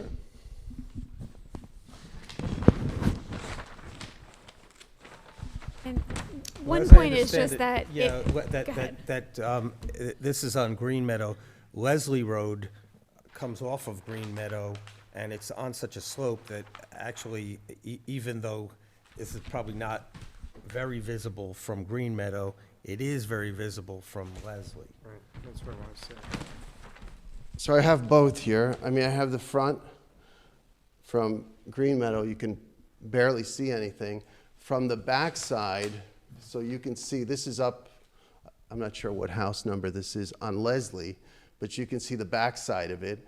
And, you know, it's within the height restrictions. It's you know, it's less than the 15 feet. And he has trees here which are going to, you know, grow and kind of mature as time goes on. So the bottom left is the view from Leslie. No, this is Green Meadow. Oh, that's Green Meadow. Oh, okay, that's fine. So the driveway goes down pretty steeply. Because you're right, is it there? Yeah, it's at the, Like it's right down, there. it's down here. You can barely see anything. And the height of what that photo shows is what you're proposing, what's out that will be built is no greater than that. Right. It's shown there. Exactly. Although I don't know if the building inspector has confirmed that it complies with the height. I think he's. So he was there with me. I physically taped it and measured it to show him that it didn't exceed the height restrictions. What he was concerned was the fact that the sonotube had been double poured and raised, that he thought that it was elevated. But in fact, when grade goes back to where it was, it's, you know, well within the values. I think that's still an open question for him, and so he has to make that determination. He'll need you'll need to touch base with him to come to an understanding about where the average grade, how it should be measured from what elevation. So we because did- I believe that's still an open question for him. We did do, as per your directive, we did take measurements and to give the average grade. And it wound up coming out to 10 feet 5 inches, less than 12 feet, and 14 feet 7 inches, less than 15 feet. Yeah, I think he'll need to review that. And that's yeah. without the grading. I think he'll need to review that and give an opinion about how it's Fine. calculated. Yeah. He has a tape measure. He can do it too. So, well, can you explain to me exactly what our role here is? Yeah, Because sure. because it sounds like what you're saying is that if he had built what he's intending to build right now, and gotten the permits for it right at the beginning, that assuming it complies with the measurement requirement, he could simply have built it and would not have had to come before this board. Is that true? So in our zoning law, we have a couple of thresholds that require site plan approval. So one you're very familiar with is alteration of 30% of Yes, the facade. but that's not that. Any modification to the facade or any changes to Yes. commercial properties. And then the building inspector has the discretion, but not the obligation, to refer to use certain accessory structures that exceed a certain size. And so for this application, the building inspector has exercised that discretion to refer this to your board for review. I think because it is potentially visible from Leslie, because, relatively, putting aside the question of compliance with the building height that we still need to work out, it does comply with all the other zoning requirements. So just to give this kind of an architectural review. Yes, but I'm also hearing, and I wasn't fully following you, this is a little off, this is a little off. We built something big, but then we shrunk it down. Yeah, I wanna understand that as true. I'm really a bit lost, but I will say the process by which we arrived here is not favorable to the applicant at all. This should have been something that this is literally, Right there. Yeah, right there. This should have been something that in the exercise, and I don't know if he's in the building industry. It sounds like he might be, if he's building structures in his backyard. No, he's a restaurateur, but he had someone building All this right, in his well, backyard. okay. So. But needless to say, we're here to try to find a path forward. And I'm trying to figure out what is being asked of us and what are our options. I think it's just the height. Yeah. Sure. And so what's being asked of you is kind of looking at the layout, size, visual impacts, mitigation for that. The applicant did install a row of evergreens, I understand, along the rear property line to try to buffer that view from Leslie. This does require a review by the Architectural Review Board. And of course, the most important question about the building height is whether it's compliant or not and needs to go to the Zoning Board of Appeals. That I think is still an open question. Okay. So I have two things before maybe you guys answer. Number one, I'm not sure why we need to go to the Architectural Review Board. I mean, this was permitted as it was, siding to match the main house. I don't know what I'm gonna tell the Architectural Review Board except bringing them a sample of what that siding looks like, and I think it's a waste of everyone's time, including the board's time. Secondly, you mentioned zoning applications. Well, I mean, we've shown you this, and we can submit that to the building department as an amendment, and they can visually check it themselves. So on the first point, our code requires all site plan applications that have exterior modifications to go to the Architectural Review Board. There was no modification. It's a new structure. Yeah, it went from 0 to a new structure. That's a There's modification. no modification to the approved plans. But there are no approved plans Approved what? because there's Yeah. no We site have plan. a permit. But you've been referred for site plan approval and you have a stop work order Okay, on that permit. After we had a permit. So I think I think that should have been done prior to a permit. I don't think you can bite at that apple twice. You can't just make people jump through hoops after they've got a Architectural permit. review is part of the site plan approval process I understand. as set forth in I our get zoning that. law. Prior to a permit. We have a permit. That has a stop work order that's been referred for. Stop work order because of I would confusion. be judicious. Tread lightly. Yeah, tread Yeah, no, lightly. I get it, but it's just, I just think that it's ill-advised of the board's time and other boards' times. And for the something like this. Architectural Review Board will look at, and this board will look at, yes, the finishes, also, And you know, to the consider- extent there's any lighting, particularly in that seating area, the landscaping that you're proposing, all the facets of the proposal to make sure that, you know, to the extent there are any visual impacts, they could be mitigated. So it probably would behoove you to go to the ARB then. And as to the zoning, it's just, the building inspector is. Yeah, you guys the- have to work out the height, because Yeah. we leave it up to the building inspector. I don't know how, I could figure out how he calculates it, but we're not gonna do that now. Right, that's his determination. We don't have from him that that's been agreed to. What is this structure going to be used for? Just So it's just an outdoor seating area, and then some additional storage for the, for not being in A the shed? basement. Shed. So, So it's a So- shed with an overhang? A shed what? It's like a shed with an overhang for seating? Yeah, Or so it it's has inside seating or it's outside seating? Hold on, you're looking at the old one, so. Maybe here you can see it. Sorry. So it has an open area under this roof for seating, and then basically a place to take it inside in case it rains, or there's storage on the backside of that. yeah, it's very neat. I think it's a great addition. He has the right to do it, and we don't want to change that. We just want to understand where we are and how we finish. Understood. So let's do that. Understood. So, being that, any more comments? I don't know I don't know what else the inspector said, but was there concerns with like impervious area or something like that? Because of the size of the structure? Was it more like site plan? That's all calculated. All It's that already done. stormwater was That's all what's done already already. approved? It's all done and approved. Okay. So, I mean, and I don't mean to, belabor it, but it's just, I just feel like we're going backwards as opposed to, I mean, if that was something that was initially brought up, listen, I'm all for it. There's a process, Right.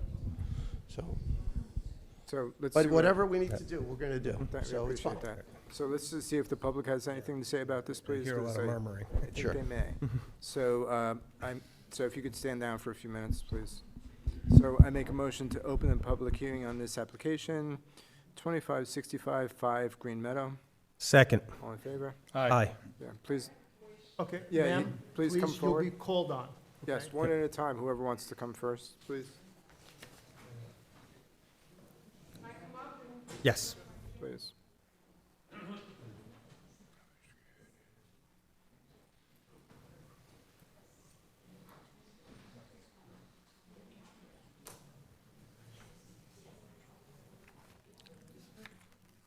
sorry, to the podium. Good evening. By the microphone, Yes. Thank you. Am I good? Can you hear me? Yes. Yes. Hello. My name is Jerry Redano, Formisano. I live one house away from this house that's being built at 9 Green Meadow. And I want to voice the reasons why I have an objection to it.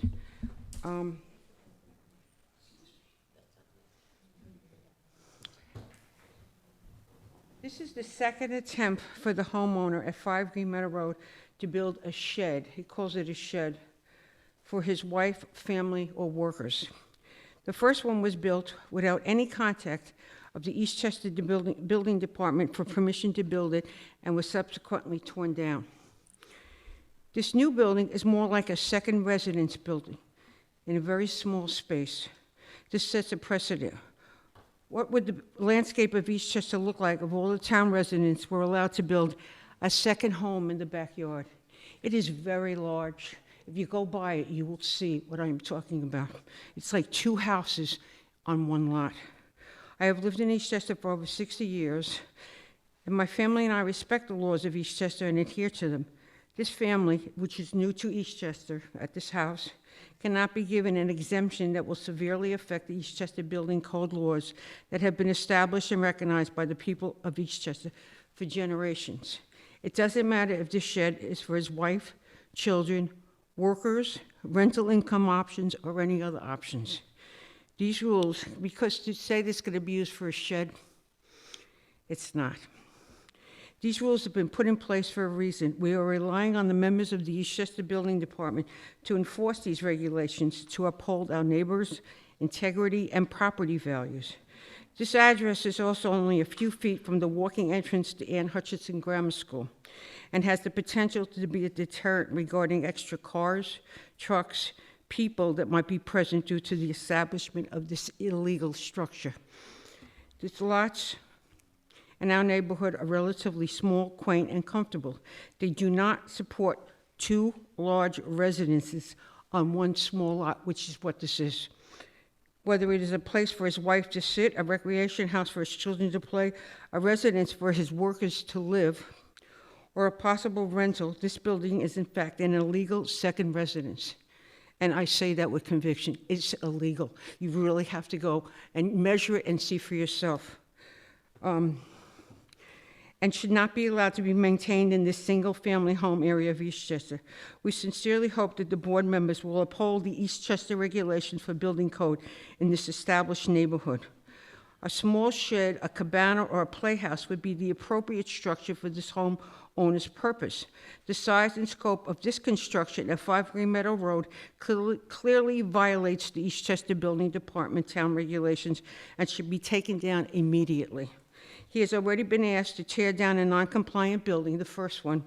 For him to construct a second non-compliant structure simply shows a lack of understanding or respect for the Eastchester Building Department's building code and regulation. It sets a bad precedent. It should not be there. Please, please take it down, please. Because I live 2 houses away, and every time I look out the window, I am almost in tears. It is horrible. It sits on a slope over Leslie Road. It almost covers the house behind it. I don't know what he's going to do with it, but it's illegal. It shouldn't be there, and I am begging you to please, please take it down. It shouldn't be there. And it's so stressful. I have lived in this house since 1979, and I'm ready to move because I'm so saddened by what I see. I'm sad every day because of looking at this house, really. And I've gone around the blocks and talked to people, and they all want it taken down. I wish they were all here. They're not, but they all got the message, and they all agree with me. They said, take it down. It is horrendous. Please, please do that. And I thank you for your time. Do you have any questions? No. No, after that. What'd you say? Thank you. Thank you. I have one of these. It's so illegal, this structure. If you go Ma'am, by you it, have to speak Yeah. at the microphone Okay. if you want to speak. Okay, so I understand that. Oh, is this your? This is it. They're here with you. What do you mean they're here? I'll take one for the planning department. So please don't leave, because we Yep. have to The chairman. address your comment. No, well, why don't you stay nearby? Stay nearby, Rather than- yep. Yeah, just stay up front. Okay. Just in We- case We you, haven't, yep. This lady's gonna make an announcement. Hi. yeah, don't, Yeah, don't. sit, don't sit, go sit, far. yeah. Yeah, that's a fine, that's comfortable fine. seat. My name, I don't think I could top you, Jerry, but my name is Angela Elliott. I live at 6 Leslie Road, right around the block from 5 Green Meadows. You walk outside my backyard, and it is an eyesore. The building it's tremendous. It's tall. I can't go in my backyard. I can't look in my backyard. All you see is the structure. It's very, very, very tall, and it's very, very long. It doesn't look like it's being used for a cabana. It doesn't look like it's used for a shed. It looks like it's being used for a home. That's what it looks like. And it's tremendous. It's tremendous. It's an eyesore. It doesn't belong there. It's a residential block. You look at the front of my house, and all you see on the two sides are the structure. I have pictures of my backyard. Where is all his rain gonna go? All gonna fall right on my thing. All his dirt from the thing, all here. I didn't print out pictures, but I do have pictures, structure of how it looks on my backyard. The problem is, we're not gonna be able to show them. Yeah, Put your phone right there Yeah, for a and second, you and can we zoom can on. zoom in on it, yeah. Leave it on the Leave it on the easel Is if, there a yeah, little edge there? yeah, okay. And please use the microphone if you want to explain. You wanna turn it sideways to get a right? wider view? My voice right here. Oh, you're on? Yep, Yeah. got it. Yeah, that's not- You gotta do your auto rotate. Pick it up again, pick it up again. Yeah, leave it the way it was. Yeah, So okay. you see how? If you could just use the microphone, the mic. please. Yeah, Yeah, Get you the have to microphone? use the Yeah, microphone. Oh, okay. like a lounge singer, all right? Can you see You can that? bring the microphone over if you want. Okay. Yep. Oh, so you're right behind. That's mine. That's And your look how big this is. No, that's fine. We saw it. That's good. Don't worry. Look, you walk outside my backyard. We just moved in a few years ago. We redid the whole backyard. They moved in after us. This is my backyard now. This is what you see. This is what my granddaughter comes over and sees when she walks in. This is what she sees, this big structure. This is horrible. This is my backyard. Whose plantings are those? Are they? These are mine. Those are yours, okay. Because we heard from the applicant that He has, I was took putting up pictures plantings. before. Yeah. I didn't take pictures today. Okay. I took pictures before, so this was done, these were from like May or June. I have the date on here. Okay. But look at the sidings. Look at the size of this thing. Look at the size of this thing. Where is all that water gonna drain? This is the second This is the- iteration? Not the first one that was torn down? No, this is the second one. The first one I didn't take pictures of. Well, it's gone anyhow, the Yeah. first one, so moot point. Look at the size. Look at this, comes right over to my backyard. Look at this. This is my whole backyard. It's his structure. Okay. It's his we structure. got it. Yeah, okay. Thank you. All right. Ma'am, ma'am, Only the please, person when recognized you wanna will come speak. up, you can Yeah. come up, but you can't speak from the audience, okay? Right, so are you, I just want him to consider the surrounding people around him. Have a little bit of consideration. This is a residential area. People need to live there, and we all don't want to see this. That's it. So please, please do the right thing and remove it. thank you. Yep, thank you.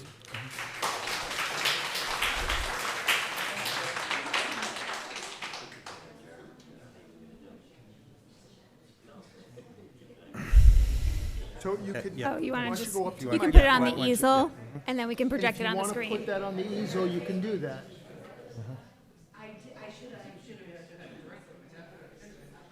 Hi. I just wanted to clarify could you that just state Jerry's your- picture. You just state your name. Your name for the record? Just, Oh, Kathy Dursell. How are you? I just wanted to clarify that the picture, it's. Can you just take the mic? Take the mic. Take the microphone over Oh, here. sure, perfect. Here. You can see by Jerry's picture, Angela's house, but that's Angela's house right here, and this is the structure. I mean, I don't know, it just seems, this is the smaller structure?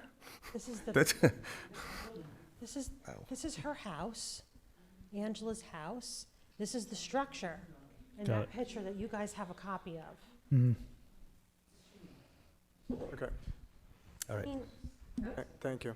So have you gotten, like, do you, I don't understand. So if you're supposed to get a permit for something, we'll sorry. answer If you're that supposed in to a get a moment. permit for something, how did they get this permit? Like, We're going to talk about that next, yes. I'm Thank you. confused. He said that he already has a permit. Okay, we'll sort it out, Well, we okay? understand. Yeah. Okay, thank you. Thank you. Well, is there anyone else who has comments? Ma'am, Yeah. is there anybody else that wants to This, speak? can Yeah, you let's- just? Is there anyone else with comments? Yeah. This is our other neighbor next door. Okay, let the Please, gentleman Here you speak go. first, and before anyone gets seconds. I bought this property at State your name for the record. this is in JU, and my driveway just next to that structure, pretty much.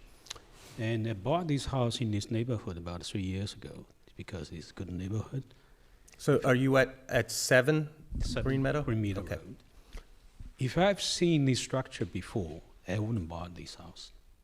So this is really, I can see people from the back, from me on the street. It's really eyesawing. It feels really crowded.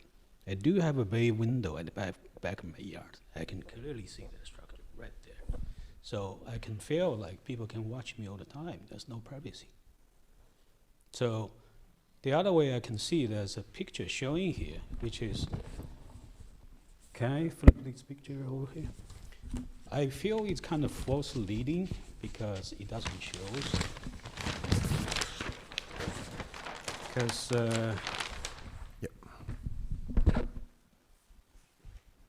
Yeah, get to the picture first and then pick up the mic, okay? I hope I do have some photos, but I can see these photos. You just grab the mic. Pick up the microphone, please.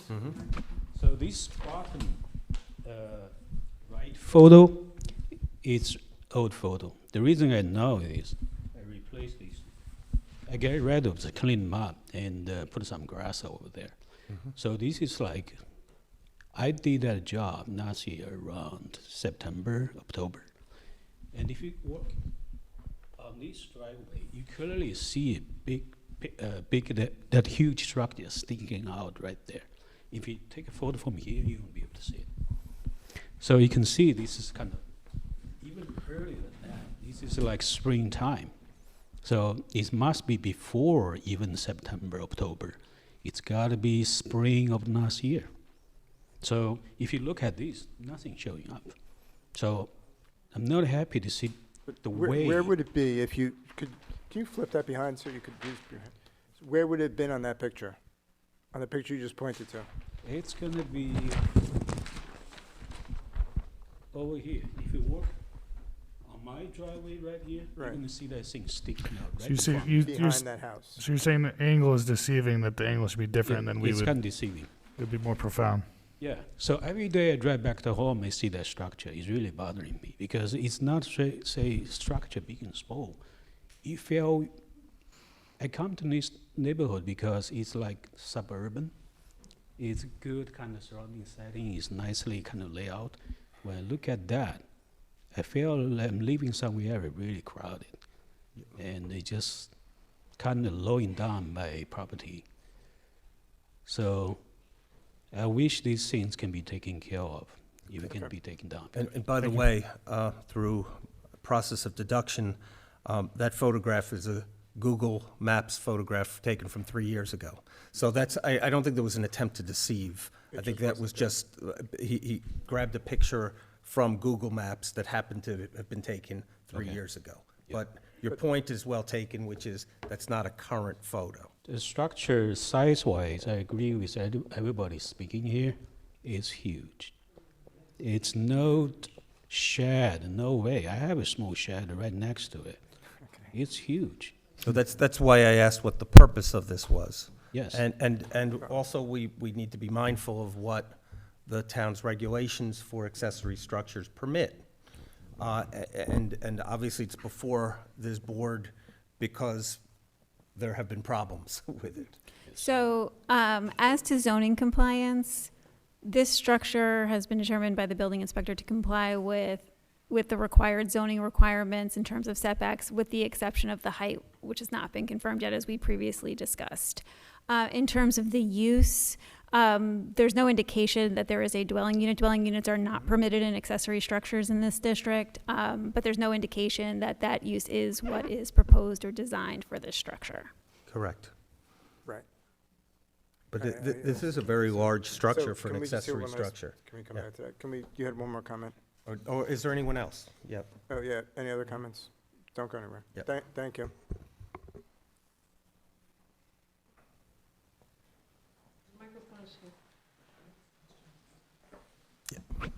Good evening. My name is Mike Formisano, and I just want to say that I think it's the town's responsibility to make sure that the architecture in the town is consistent throughout the homes. I mean, you can't have one home building a huge shed or cabin or whatever it is in the back, and which is seen by other homes, and they don't particularly appreciate it. And the land that it's being built on is sort of deceiving because it's sloping. So you don't see it from Green Meadow Road, but you do see it from the other road behind, Leslie.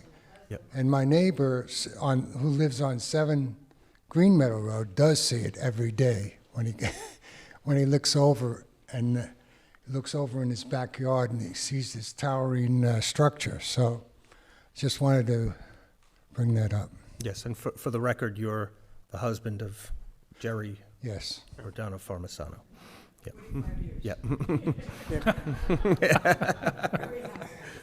He's a keeper. All right, thank you. Yeah, please. Yes. Okay, yeah, you say your last thing. I don't know, is there anyone else who has any comments? Stop asking. Yeah. Again, my name is Jerry Rodano Formisano.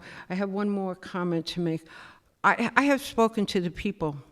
I have gone house to house around the 3 blocks around this thing, and every single one of them agreed that they wanted it taken down. I was hoping they'd be here tonight, but they all agreed, hand to God, that they wanted this taken down. But understand, it's not a vote. We don't vote. I want somebody to have a red house, so let's make it red. But I went to every single house, and all the people I spoke with, which is 3/4 of them, agreed that this should be taken down. It's 2 homes on 1 lot.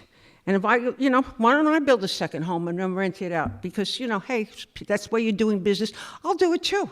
I can do it. And you know what? We'll destroy the neighborhood. This house has destroyed the neighborhood. And if it doesn't come down, I'm going to move. And I've been here since I was 16. I don't want to move. I love this neighborhood. But I can't live in it anymore because I am so depressed when I look out that window and I see it and I'm just in tears. Please, please take it down. I beg of you. And I really believe that you have the intelligence and the fortitude to do the right thing for Eastchester and its people. Please, believe me when I say I've talked to all of them. They all agreed they want it taken down. Thank you. Thank you for listening. I appreciate it. God bless you all. He's a good man, All right. So.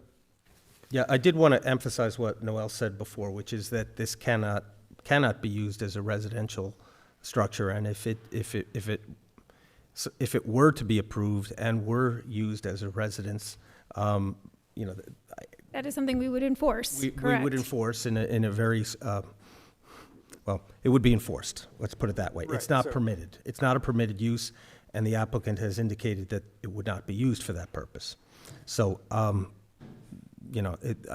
think that's a little speculative, but I do understand, given the size of this structure, why there might be that type of speculation. So. Right, so with all due respect, we understand everyone's comments and we hear the concern, and I think, but we do just want to point out for the record that many of the terms used for this structure really aren't applicable to condition here. There was no exemptions, there was no additional occupants, it's not illegal, it's not 2 residents, it doesn't violate anything, it's not compliant. Those are opinions and they're really not. Although you have the right to say whatever you want, I just wanted to point out that that's all of those, none of those are applicable here. What is applicable is that it does look really big. Yeah, and that's disturbing. And as you said, it meets all of the zoning, but As long as we work Maybe. out the height issue. Maybe, yeah. And it's a function of the grade. That's why it looks so prominent from Leslie. But it also apparently looks pretty prominent from 7 Mm-hmm. Green Meadow. So, Because it's right in the backyard there, and maybe there's some mitigating, plantings that could be used in that location, I don't know, but certainly there are a couple of issues that this board has, Yeah, what do I we mean, do but- with it, and. So do we, I mean, I understand it, at the end of the day, we're gonna say meets code as far as setbacks and everything, and maybe the height's a little bit different, but do we have any discretion to do anything in an instance like this? I mean, it's big. Sure, so you do have architectural review. We can go through the architectural review criteria. You can refer this to the architectural review board so they can comment, and then when it returns to you, you can review those criteria. And they are, is it monotonously similar, which I think we have determined that it's not, or monotonously, or, significantly dissimilar from the surrounding neighborhood, and how can that be mitigated? Or is it inappropriate for the context? Right, I mean, so that's my, excuse me. Correct. So that is my question, because we never really work on accessory structures, because no one has come back with something this large. If it were a full-up house, we would certainly say it changes the character of the neighborhood. Sure. Can we say the same thing about an accessory structure? Yes, it's the same standards that you're applying to this, Okay. to the structure. Now that it's come to us, Yeah, we can treat it the and same. then we can treat it the same way. Which, all due respect to you and all due respect to the owner, the code is working perfectly in this matter, because zoning can be the same on the top of a hill, bottom of a hill, but the inspector did his job by reporting it to us, and now has to get reviewed the right way because it's at the bottom of a hill from many different perspectives. That's fine. Yeah, the only sizable accessory structure I can think of in the Huntley area, there's an accessory structure on a house on Knox Road, I believe it is, but it's a very large flat property, and it almost looks like, it's like a garage with a sort of it almost looks like a floor and a half or so, but it looks almost like a barn, and because it's an oversized property as well, on a very flat property, surrounded by trees, it kind of looks like it fits. The overwhelming outcry I've heard suggests there's a lot of dissent in the immediate neighborhood to this structure, and I'm not aware of there being any such structure in anyone's yard, anyone's backyard here, so that it's a concern. And I'm not sure that, whether sending it to the ARB at this point No. to see if they could, or yeah, that might be a waste of time. Yeah. No, so where do we go forward? Because do we do the same thing and say that it's out of character with the other homes around it, and we think it's just too big, come back with something that's more acceptable? Sure, if you would like to present that, yes, you can do that. Or at a minimum, based on the comments, and we would agree with those comments, you need definitely different angles, realistic, up-to-date angles of what you might propose. It's up to you if you want to propose the same exact thing, because it might get shut down, but you need to bring more information based on what you have today. So we can bring updated photos, we can show Yeah, you. I think you're You'll be we've back. seen photos. Okay. You're gonna have to do something about the size of this thing. So unfortunately, though, because this was permitted and already built, now we're at a. Built it point- once and tore it down. Well, Yeah. no, it was built without a permit. Yeah, the first okay. time, which he did incorrectly. And then he was advised correctly to design something, file it, it got approval, and he built the structure. Now, he's added some more landscaping, and I hear what everyone's saying. Maybe there's more to do. I don't know. Maybe there's more landscaping to do. It would be nice if it could get finished, but he was issued a stop work order, so there's no roof, so they see plywood every day. They don't see something that melts into the neighborhood. So I think the stop work is going to remain until we figure out what to do next. No, understood. but- Yeah, I'm just trying to figure out a path forward. And I don't think we're going to that's- figure it out here, so I think we put this on can we put this on the agenda for the next meeting and discuss amongst ourselves what the approach would be? Sure. Because Sure. I can't come up with here, and obviously, I could tell you what I think, but I think we need to discuss it amongst ourselves to give you Understood. direction that's reasonable. And before that time, we could schedule a meeting with the building inspector if you'd like to talk about the height, and maybe to talk about landscaping or any other mitigating factors before you make the next submission. If you think that would be helpful, we can certainly schedule that. Okay. You can that'd certainly be do great. that, but please note that I don't think a little bit of landscaping and making the height a little bit lower is going to change anything. What was the second? I said, yes, you could certainly do that. You could discuss landscaping and the height of buildings and do whatever you want, but at the end of the day, there's a bigger elephant in the room, bigger gorilla in the room than that. It's going to need to be addressed to our satisfaction before you move forward. Okay. I mean, it's just clear. Okay, thank you. So the public hearing remains open, and then we went through the public hearing, great, so it remains open. And we're not referring, so thank you. We'll see you. I'm sure you'll be in discussions with Noel, and we'll all discuss it and figure out what to do. Thank you, everyone, for coming in and giving your heartfelt thoughts about this. We heard you. It helped us understand this a little bit more. Thank you. Thank you. Yep, next application. Thanks. So is that clear, everyone? This is on hold till we all figure out what to do next. You're welcome to come back next month to continue the discussion. Yep, and just look on the town's website. It will have an agenda, just as it did this month. We meet on December 4th as our next meeting. There will not be another notice mailing. The notice was provided for this evening, so please check the agenda if you'd like to monitor this application. Thank you. Have a good night. You're welcome. The next application is, what was that? Nameplate had fallen down. It was falling? It had fallen down, I think. Yeah. Forget about that. The next application is 25-67 10 Madison. Alrighty. I'll try to be quick. I know it's late, getting late. Good evening, board. Although we're all fooled here because it says it's 7:45 still. Oh, okay. That clock Yes. stopped running You at got quarter to 10. It's 9:41. I keep looking at that. Yeah, I know, that's wrong. It's like All right, what's 9:41. this? Yeah. Good evening again, Adal Majorano from Community Designs and Engineering. On behalf of the owner and applicant, Michael Seminara, we are proposing a two-lot subdivision at 10 Madison Road. So right now, the existing property is situated in the R5 zoning district. It's an oversized lot, so essentially in the R5 zoning district, you need 5,000 square feet per dwelling, parcel. Right now, it's 12,340 square feet. There's an existing dwelling located really on the south side of the property. It's a corner lot, so it's on Hutchinson Boulevard and Madison Road.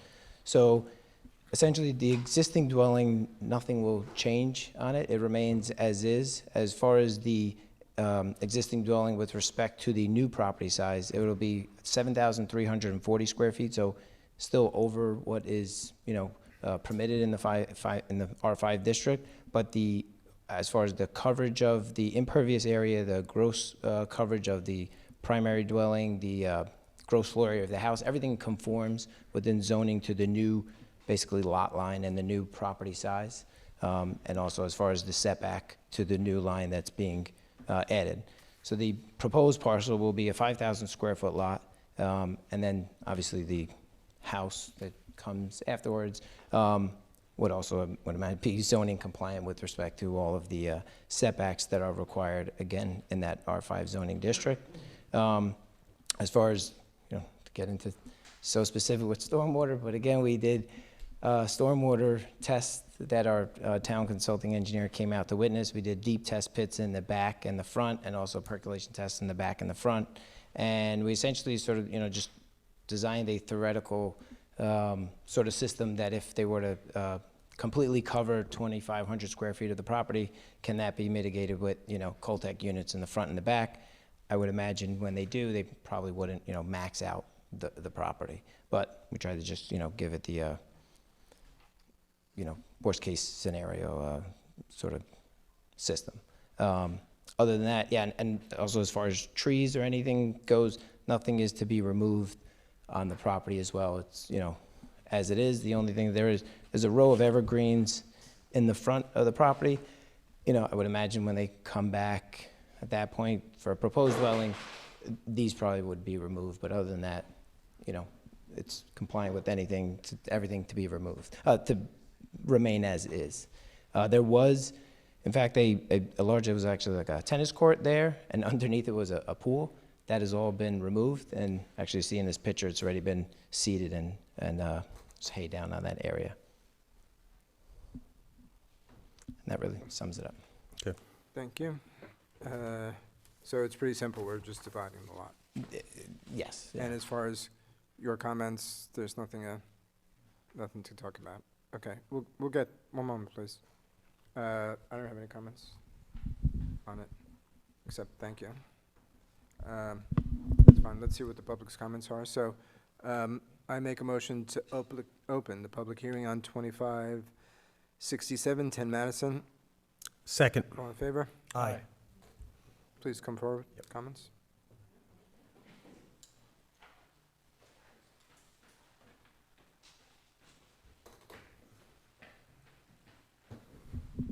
Good evening. My name is Kim Ream. My family owns the house at 25 Johnson Road, so we live directly behind 10 Madison.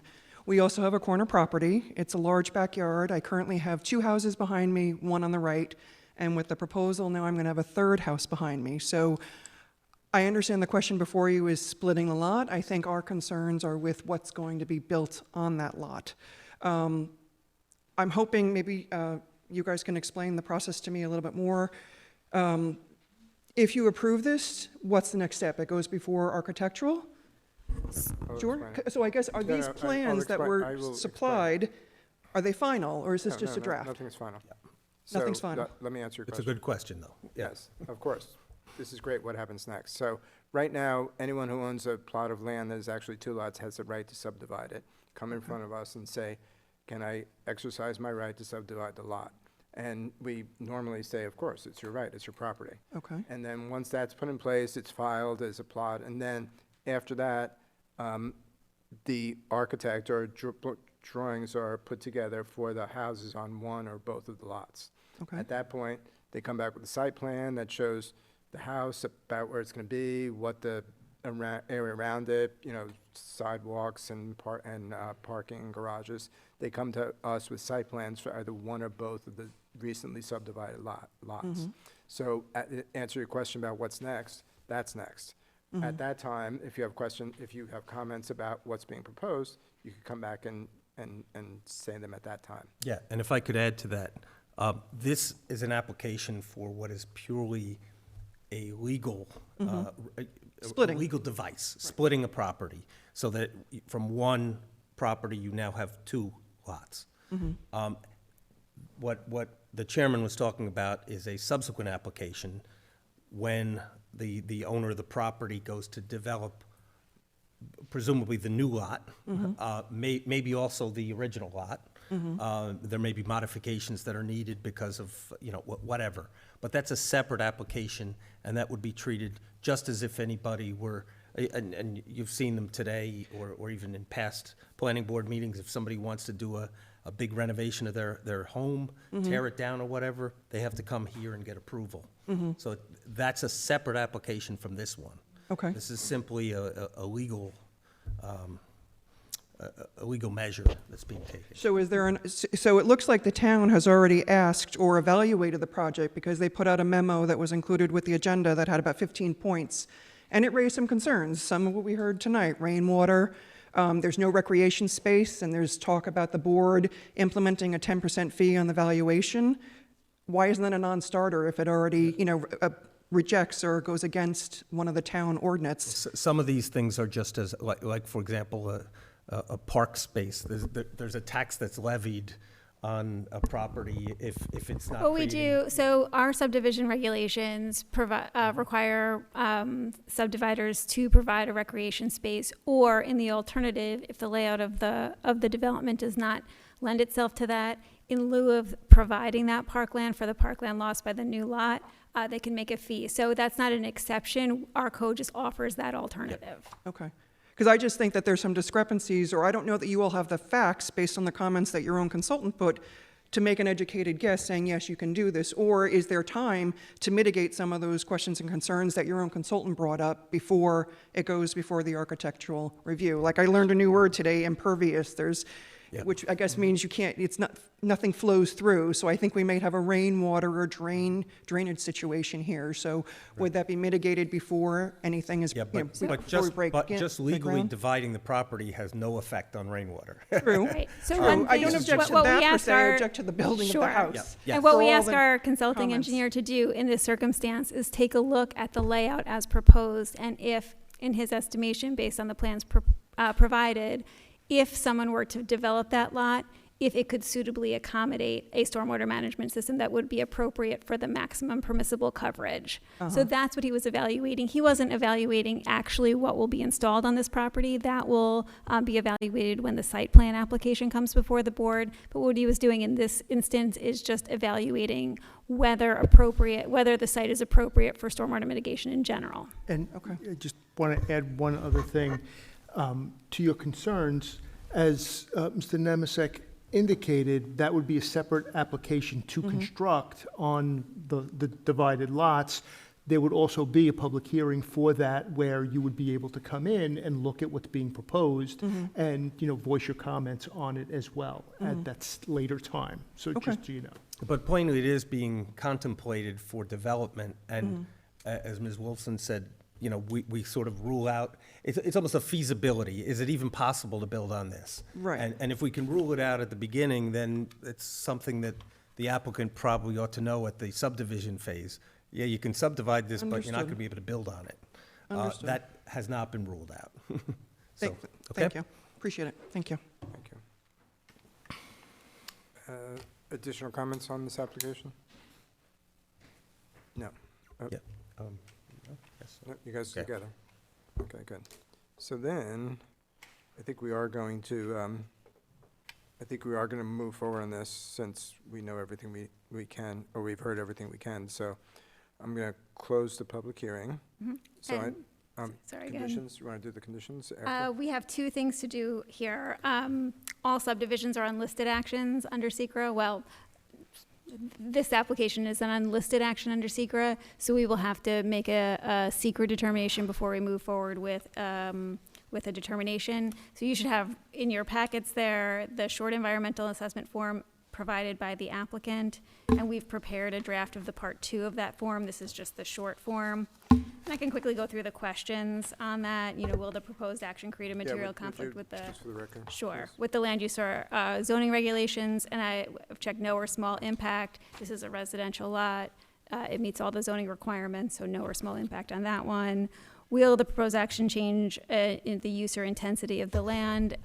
It will have a small increase in intensity by allowing one additional building lot, but it is zoning compliant and one new lot is being created. Also no or small impact. Will the proposed action impair the character or quality of the existing community? As we've discussed, this is really just drawing that line on the map to allow this for future development, which will be considered as a part of, with a subsequent site plan review application. The proposed action is not in a critical environmental area. It will not substantially change levels of traffic. As we said, it will remain vacant until they come back for site plan approval. We've reviewed the provision of water and sewer utilities. There are water and sewer lines in Madison Road that this new lot will connect to. Will the proposed action impair the character or quality of important historic, archaeological, architectural, or aesthetic resources? Again, just drawing the line on the map here. It will not affect natural resources, wetlands, water bodies. As Mr. Majorano explained, this area was disturbed in the recent past, and those improvements were just removed and reseeded. And will it propose a hazard to environmental resources or human health? And this is one new residential lot, not expected to have those impacts. As we've discussed, we've referred it to our consulting town civil engineer to evaluate its capacity for stormwater management, and he has determined that it could potentially provide the stormwater mitigation when it comes before you for site plan review, and you'll review that in more detail at that time. And this is reducing the usable recreation space on this lot and creating a new building lot, and so we recommend the imposition of the recreation fee on the one new building lot.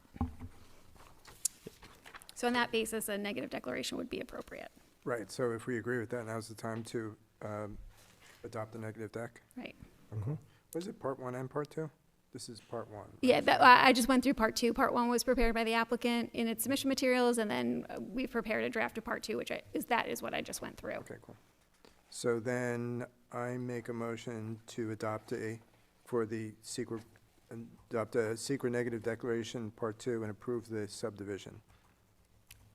And then, just if we're doing them together for the subdivision, I do just have a couple of conditions for the subdivision to propose compliance with the open comments in the town consulting engineer's memorandum. The applicant must obtain all required signatures on the plat, including the receiver of taxes, Westchester County Department of Health and Property owner, prior to the chairman's signature. The applicant should consult with the town's assessor regarding assignment of new tax identification numbers and the imposition of the recreation fee. So the motion was adopt a negative secret declaration and subject to the conditions so stated.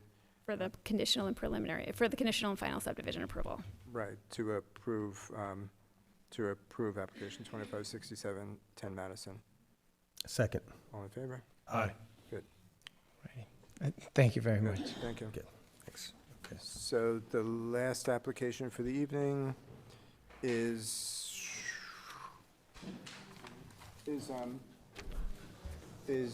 2568 Great Day Family Childcare.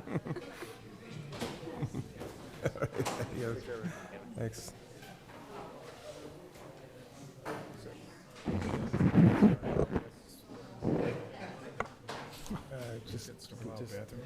I don't know. Yeah, I know. Yeah. It's 9:55, so.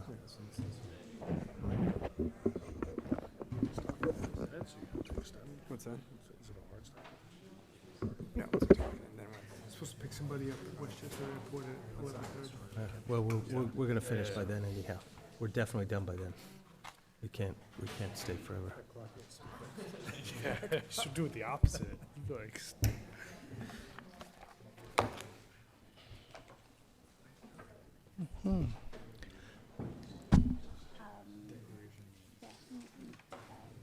Good evening. okay, got it. Go ahead. Good evening, Mr. Chairman, members of the board, staff and consultants. My name is Maximilian Mahalik. I am an attorney at the law firm of Cuddy and Fader. I'm here this evening on behalf of the applicant, Great Day Family Childcare. I am joined here this evening with our team members, Mike Beatty and Wyatt Gerber, traffic experts with AKRF, and Peter Guido Jr., our architect. Now, we are here seeking site plan approval to permit establishment of an intermittent daycare at the lower level of the existing home at 32 Harney Road. We are also seeking referral to the ZBA for consideration of the parking proposal and consideration of a special use permit as required under the zoning code. So I just want to note, I know you're familiar with this application, that this project has previously been before you. Now, the application in the spring was withdrawn without prejudice against the applicant. That was to allow the applicant to prepare a traffic report and also to make additional changes to the plans based on the comments received by this board and the public back in the spring. So our team will go into detail on some of those changes and that traffic report, but I'm going to give a high-level review of some of those changes. Now, just to note, the applicant is well-versed in running a daycare. As you might recall this, it does run one in New Rochelle at 188 Clove Road. Now, just by a little way of reminder, the property is located in the one-family R6 residence district. It is at the meeting point of Harney Road, Scarsdale Avenue, and Downer Avenue. The lower level of the home, and I really want to emphasize this, was previously used as a doctor's office since the 1960s. So there's a history here of a combination of residential and non-residential uses at this property. One of the partners at our firm often visited that doctor's office when it was open. I would also like to note that there is a daycare nearby, because I know one of the things we focus on here is the character of the neighborhood. You will find one nearby, about 0.2 miles at 10 Alcamont Avenue. Now, focusing on the site itself, the proposal here is for the caring of 15 kids which would be well below the cap of 25 that is allowed under the zoning code for intermittent daycares. Again, and I just want to make this clear because I know there have been public comments about this, a cap of 15 kids is what is proposed here. Now, when speaking about numbers, there are going to be 3 daily employees present, and one of those employees is going to be one of the tenants that already resides at the residence on the 2nd floor of the residence. So that's going to reduce some of our parking demand.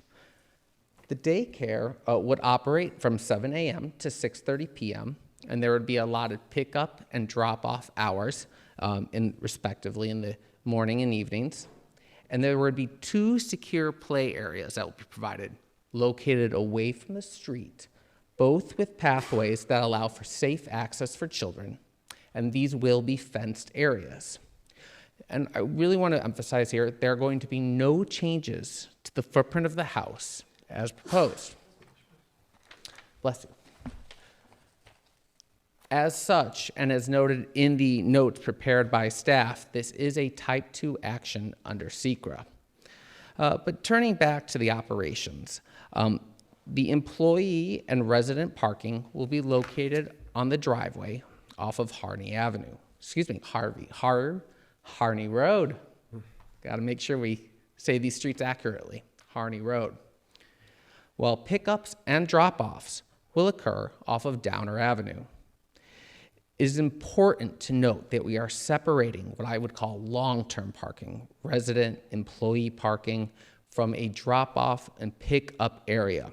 And we are creating dedicated off-street parking spaces for folks to pull into to help facilitate pickups and drop-offs, away and separate from the parking for the employees and residents. And again, one of those employees will reside on site. Now, I know we went into detail on compliance with various provisions of the zoning law related to site plan approval. I'm going to give kind of a high-level summary out of respect of the late hour and the board's time. But I note that there is an application for architectural standards. I want to note that some landscaping is proposed, as is shown on the plans, including relocated and new shrubs, along with minor signage in the area where signage already had existed for the former doctor's office on site. Again, there are no changes to the footprint of the home proposed, and the play areas will be fenced in with 4-foot-tall fences. Focusing on some of the other site plan criteria, as I noted, a traffic impact memorandum from AKRF was submitted that shows that the daycare operation can be conducted efficiently and that there is code-compliant parking provided for the daycare that can be utilized safely. AKRF has confirmed this through a careful analysis, including using traffic counts that included days where school was in session. And AKRF concluded there will be no threat to motorists or pedestrians, and that there will be no blocking of roads through this operation. The applicant does want to note that there is a long-term pattern of tandem parking, so cars behind cars, on the driveway off of Harney Road. That's where the parking for the residents' employees is proposed. And also there is a long-term pattern of having 3 parking spaces, so the drop-off pickup area off of Downer Avenue. I just, for reference, and we can show images of it as part of this process, because we know we'll be back before you guys, but in the Google Street View time machine, I was noticing today that if you go back every few years, you see, for example, those 3 parking spaces there consistently off of Downer Avenue.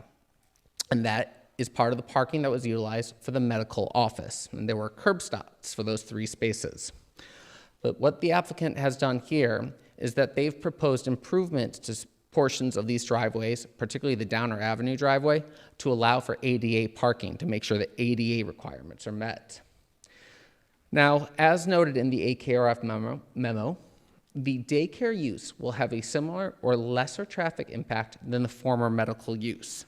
And that is because you had, in the medical operation, a doctor, 2 employees, and then anywhere from about 5 to 9 patients a day coming and going throughout the day. But what's unique about the daycare use proposed here is you have folks dropping off their kids in the morning and picking them up in the evening. You don't have people coming in and out by car throughout the day, in contrast with the former medical use. And I know I mentioned those pickup and drop-off times. So drop-off times will be limited from 7 a.m. to 8:30 a.m., and pickup times will be limited from 4:30 p.m. to 6:30 p.m.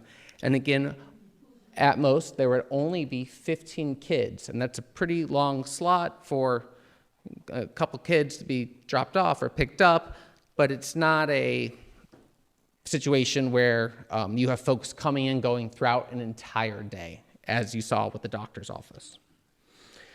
And it's important to note that those drop-offs and pickups will be monitored by staff. There's going to be staff on hand to make sure that cars are going where they're supposed to be going and that folks are pulling off to do drop-off and pick-up safely. I did mention that ADA parking will be provided. And then looking at some of the other criteria, I do want to note that the plans show a just minor change to impervious coverage of about 4 square feet increase is currently listed on the plans. And while the ZBA will consider our parking proposal and also the special permit as dictated under the zoning law, we do want to note that we comply with all the requirements of the special permit. We itemize those requirements in our cover letter and articulated our conformance therewith. But again, just to summarize our conformance here, we're looking at the appropriateness of the use at the site and how it meshes with the character of the neighborhood. This proposal marries a residence with a daycare in a building that has already been home to a residential and non-residential use for many decades. Moreover, it provides employment to a resident of the premises and helps with the transition from the multifamily and commercial uses found north and to the east along Harney Road, with the bend then into the residential area along Downer Avenue. And as noted, there is a daycare nearby on Alquant. The addition of the proposed landscaping and signage will be minor additions. Again, drop-offs and pickups will be monitored by staff. And as will be discussed with both this board and the ZBA, the use of the 3 parking spaces off of Downer Avenue and the 4 parking spaces off of Harney Road can be done safely, as highlighted by AKRF. So in my, I guess I'll call it initial conclusion, the application satisfies all of the relevant requirements under the zoning law.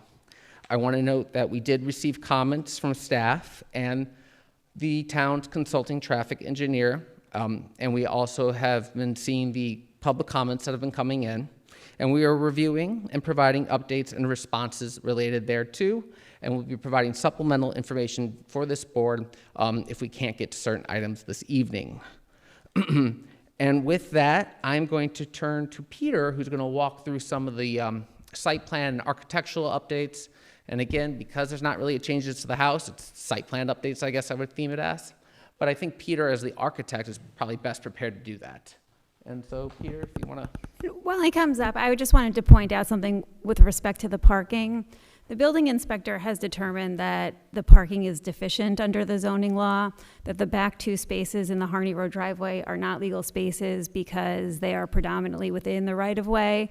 The applicant has indicated an intent to appeal that determination to the Zoning Board of Appeals, which is its right, but I just wanted to clarify where the building inspector came out on zoning compliance, and that those 2 parking spaces don't meet the definition of parking space under our zoning law, that 9 are required and 5 are provided.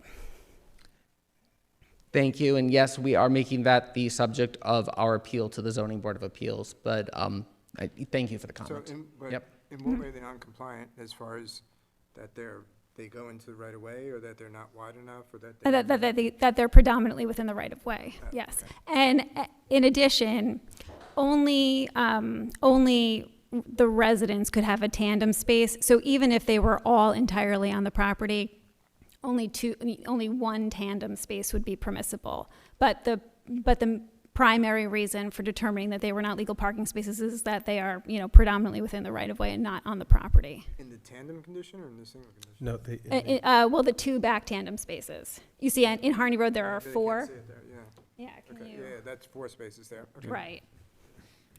But you can see the property line bisecting those back 2 spaces. Oh. 1, 2, 3.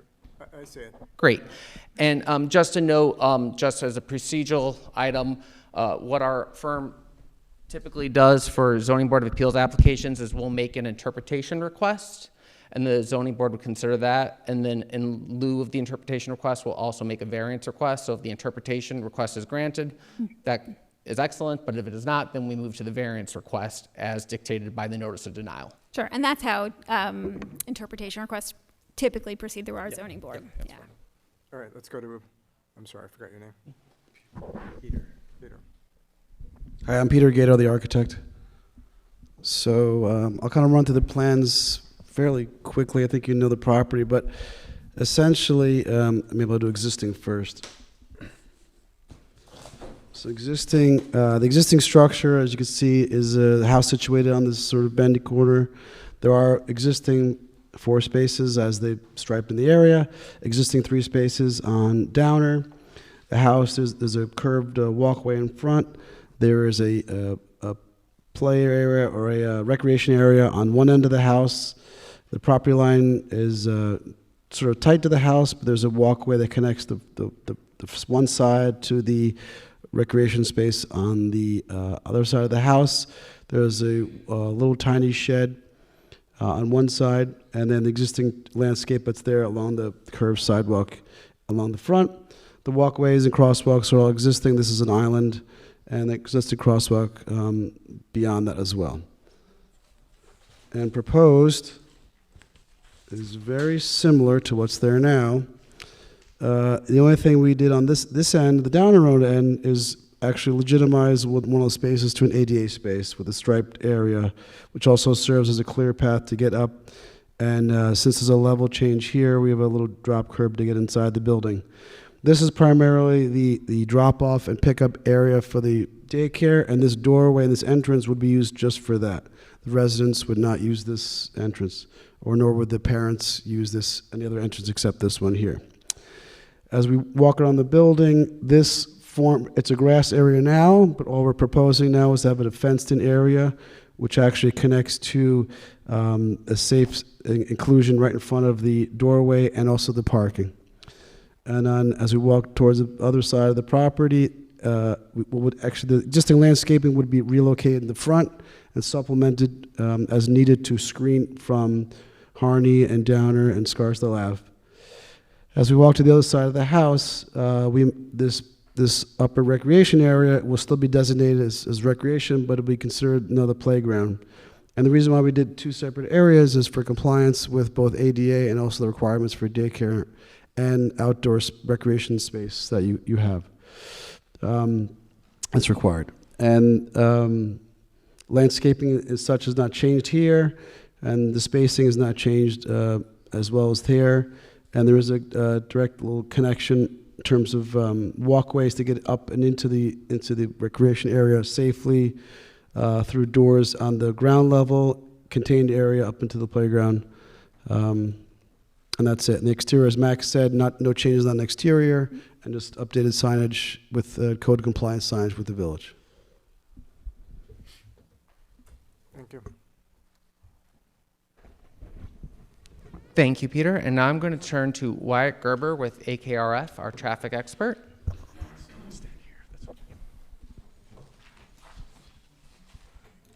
Hi, good evening, everyone. My name is Wyatt Gerber. I'm one of the traffic engineers from AKRF who helped create the traffic study.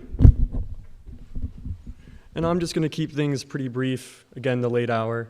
So based on the traffic study that we created, which included vehicle trip estimates and the parking operations of the site, we assert that the proposed daycare and the driveways associated with it would operate safely and efficiently without contributing to the safety or traffic concerns in the area. Again, to reiterate, the proposed site is 15 students with a residential dwelling right above it, like it is kind of in the existing condition.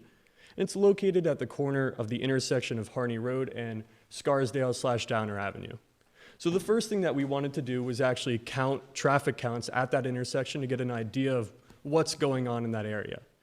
And so we counted on Wednesday, May 7th, 2025, which was a day where schools were in session and the weather was pretty clear. There wasn't any rain. We counted during 2 different time periods. The first was that weekday morning rush hour / the drop-off time period, and the second is the evening rush hour time period / the pickup, so AM and PM time periods. During both of those time periods, we found that the counts have a majority of the vehicles going along Harney Road rather than Scarsdale / Downer Avenue. Now, to supplement those counts, we also went out to the site and did field observations on a different Wednesday when schools were still in session on June 4th, 2025. We did it for about an hour and a half, and we wanted to make sure we captured that morning rush hour with that drop-off time period. In terms of the proposed daycare itself, there would be a total of 7 parking spaces, as we said before, 4 of which are going to be those existing tandem parking spaces in the Harney Road driveway, and those are for residents and employees only. The front 2 are going to be for the residents, and the back 2 are for employees, and to reiterate, one of the employees will be a resident. Now, the remaining 3 are for pickup and drop-offs, and they will be in the Downer Ave driveway. Again, we don't want anyone to have to drop off or pick up their kids along Harney Road, so we are making sure that's only happening on Downer Ave. Based on our interpretation of the zoning code requirements, these parking spaces, including those existing tandem spaces in the Harney driveway, are sufficient to support the parking demands of the project without impacting either Harney Road and the sidewalk along it or Scarsdale / Downer Ave. Now, the pickup and drop-off operations occur over the course of about 1.5 to 2 hours, and we used ITE trip generation in order to try and get vehicle trip rates for the project. Now, ITE only looks at 1 peak hour within those pickup or drop-off time periods, and we also assumed that about 1 in 5 students would be carpooling to the daycare. Using all of those estimates, we anticipate there to be 15 new vehicle trips in the AM spread across that AM peak hour, which includes both entering and exiting vehicles, and 13 vehicle trips in the PM, again, including in and out trips.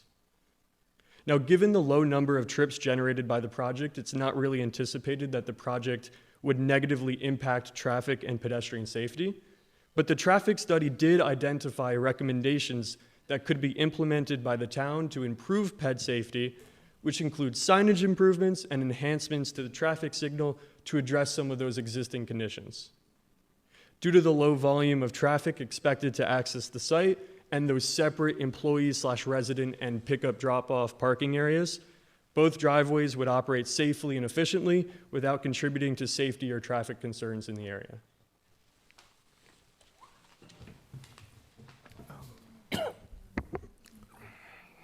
And with that, Mr. Chairman, members of the board, staff, we're happy to answer any questions you may have. We know that you also have a hearing on the agenda, so we'll defer to you as to next steps, but we thank you for your time.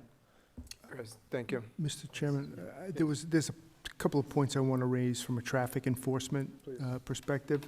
For the members of the public, in addition to being the deputy town attorney, I'm also the town's traffic prosecutor, and my concern is, and I'm curious to see what Dr. Greeley says about this, is the drop-off and pickup area on Harney or Scarsdale / Downey.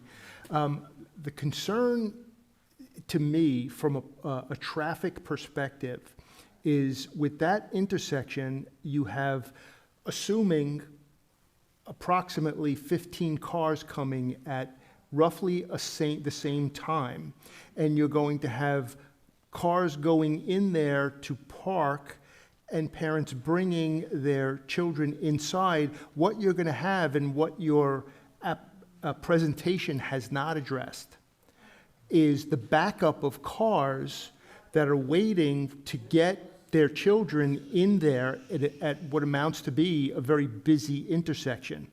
There are issues at that intersection in terms of signage that had to be put on the pavement because of some of the issues that exist there currently. And my concern would be the difference between this and a doctor's office where you may have patients spread out through the day is that you're going to have 2 major clusters of drop-off and pickup that is going to cause a backup into that intersection. And I'm curious to know, I can't conceive of any signage that's going to address that issue, and how that's going to be managed in any way. Thanks, Robert. Please. So, anything else? That was the concern that I wanted to Yeah, raise. so actually, since we're going to jump right in, I imagine since you were here last, really no changes have been made to the site plan that are going to change anything, right? Still 3 spots, it's the same discussion we had a while ago. So in terms of the focus on pickup and drop-off, that is proposed for the same location as previously proposed. The differential is that the applicant retained an expert firm to look at the traffic patterns and, based on the counts undertaken, determined that the drop-offs and pickups can be facilitated in that space safely after excruciatingly close review of the traffic patterns.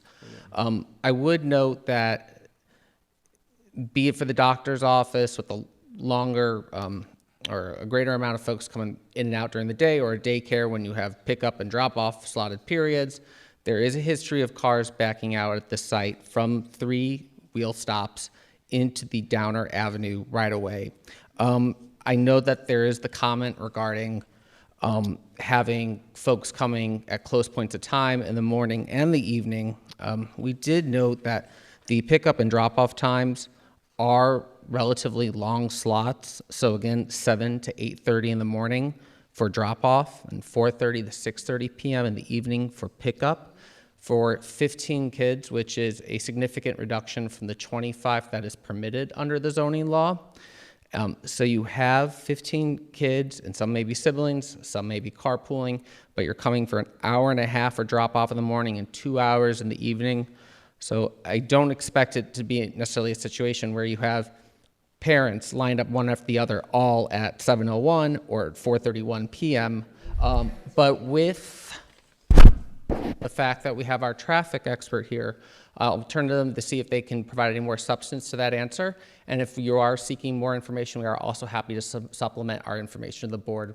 Yeah. Okay, so just to be clear, because the chairman asked a pretty specific question. It's the same application, but you're effectively challenging the indication, and we never did make a decision. The application was withdrawn previously, but certainly we gave an indication that we were quite concerned with the traffic issues. All right, and so I think we even mentioned. I remember mentioning at the time, is this something where you want to have the town do a traffic study to formalize this? And there was no determination made at that point on that. So it sounds to me like you fine-tuned. You're putting a strict 15 student limit, 15 child limit that was maybe not as fixed the first time you came before us. But beyond that, the only change really is that you were effectively challenging the implicit determination that we made last time that we didn't think the traffic was going to work. Is that a fair? But there's nothing about the application that's otherwise different. So I would thank you for the question. I would respond in terms of the application. Other differentials that have been made include modifications to the Downer Avenue driveway area to ensure that there would be code-compliant parking spaces and ADA-compliant parking space be installed in that right-of-way curb cut. And it's not clear that that's acceptable, right? No, in Downer, it's Downer? okay. It's Not Harney. not on Harney, Right. Okay. And the ADA acceptable space, that's going to be just a parking space, not a drop-off pickup space. So it would be a designated parking space for folks who might necessitate ADA parking. But there could theoretically, if it's open, someone could use it as an extra drop-off pickup, but we have 2 dedicated spaces. If it's open one day when someone's coming, they could also technically use it for drop-off and pick up and leave, but otherwise that would be the dedicated ADA space. But Okay, separately, so the Downer drop-off, the dedicated spaces at the Downer drop-off is a change from the prior application. correct. And then a couple other modifications. There was the addition of landscaping There was the addition of a second play area. There were modifications to the layout and placement of the first play area. So now we have two. One's, I'm going to call it the northern end. I know the site's kind of on an angle, but you have one on the northern end, and then you have one in front of the home. Information was also provided regarding the placement of fencing for those play areas, for the proposal for signage, and then also what was important, and we know this came up in staff comments, a change was articulating secure travel paths for the kids to be able to get to these play areas. And we also added, this is a change from the last rendition that you saw in the spring, was information regarding the impervious surface increase, which is small and it represents 4 square feet. Okay. And Peter, that's kind of my surmise of all the changes made. If you have anything else to add? Thank you. That's good. Yep. Okay. Okay, I take it back, changes were made. I was thinking in general, it was about parking and traffic. Okay. That situation remains the same. So, yes, I appreciate that. You guys went and got AKRF. You've come back. You've given us their findings. But obviously, we would like our consultant to tell us what he thinks about the AKRF study. So, would you allow us to do that, please?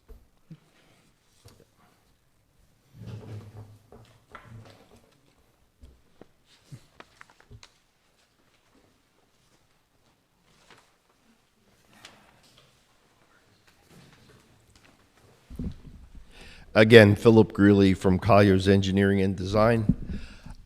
We prepared a letter dated October 16th, reviewing the memorandum and site plans. We have several requests for additional information and clarification before we can provide our conclusions.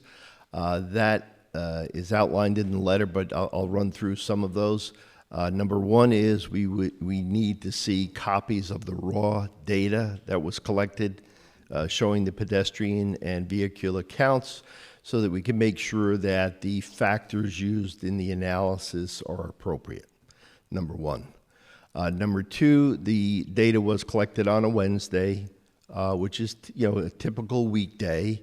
However, in this area, being familiar with the area, I believe Galloway's Bakery is only open on Friday, so we want to see what that effect is because historically there's more activity there.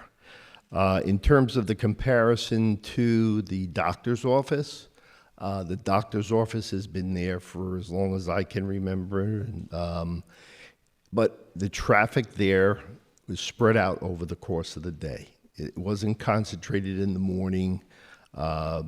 Driving through there for many years, in the morning rush hour, there's very little activity in the morning activity at the doctor's office. That's just historical knowledge. In terms of the trip estimates, the applicant's engineer did use the Institute of Transportation Engineers data, which is an appropriate way to address it.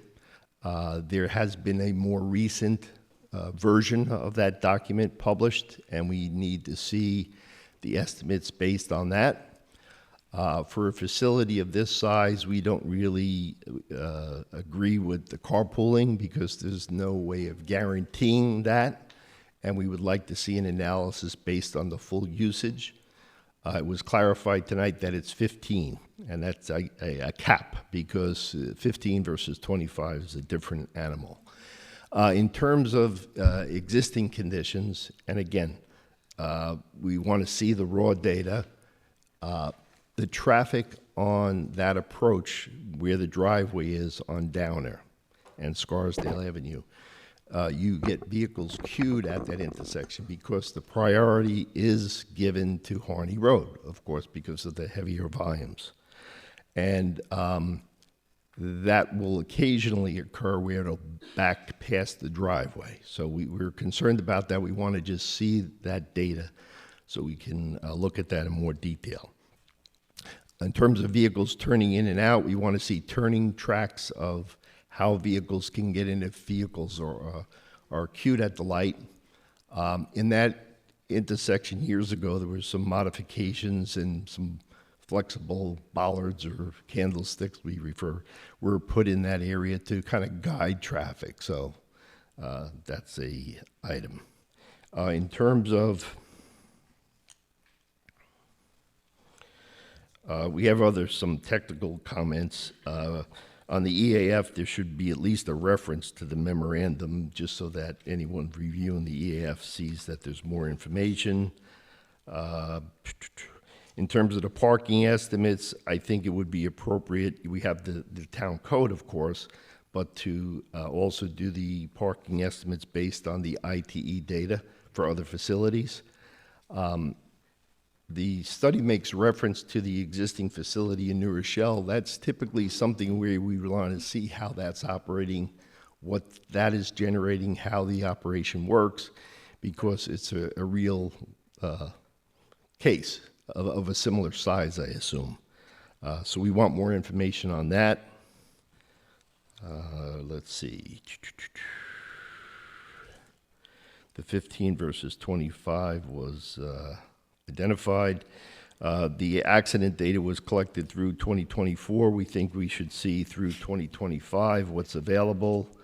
There were recommendations about changes to the traffic signal and the phasing, possibly modifying the pedestrian phase. Again, we can't agree with that until we see the raw data.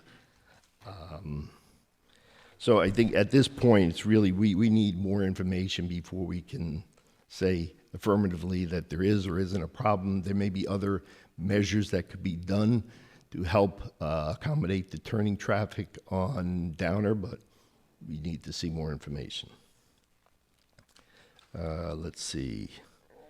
There were some sight distance improvements identified.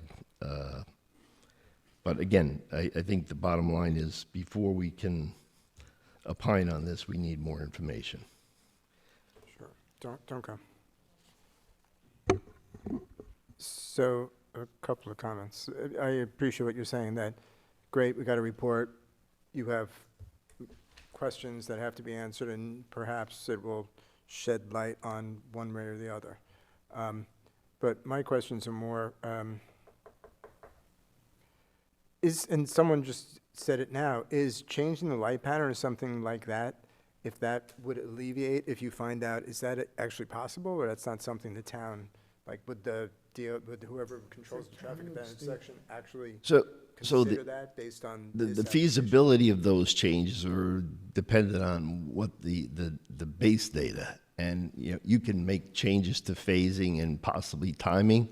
I don't think you're going to be able to make anything substantial in terms of timing changes, because the volume on Harney Road is just. But who controls those roads? I'm not sure if that signal's under the county or the town, because the whole system there through to the Parkway was all done in conjunction with the county. So I guess my question is it reasonable to believe that the county would entertain changing whatever their timing is on the lights? I think the board would have to get that input from the county. Whether they would agree with it or not is still a question at this point. Good. Because that whole system from the Parkway through that intersection all functions pretty much together. So regarding the 15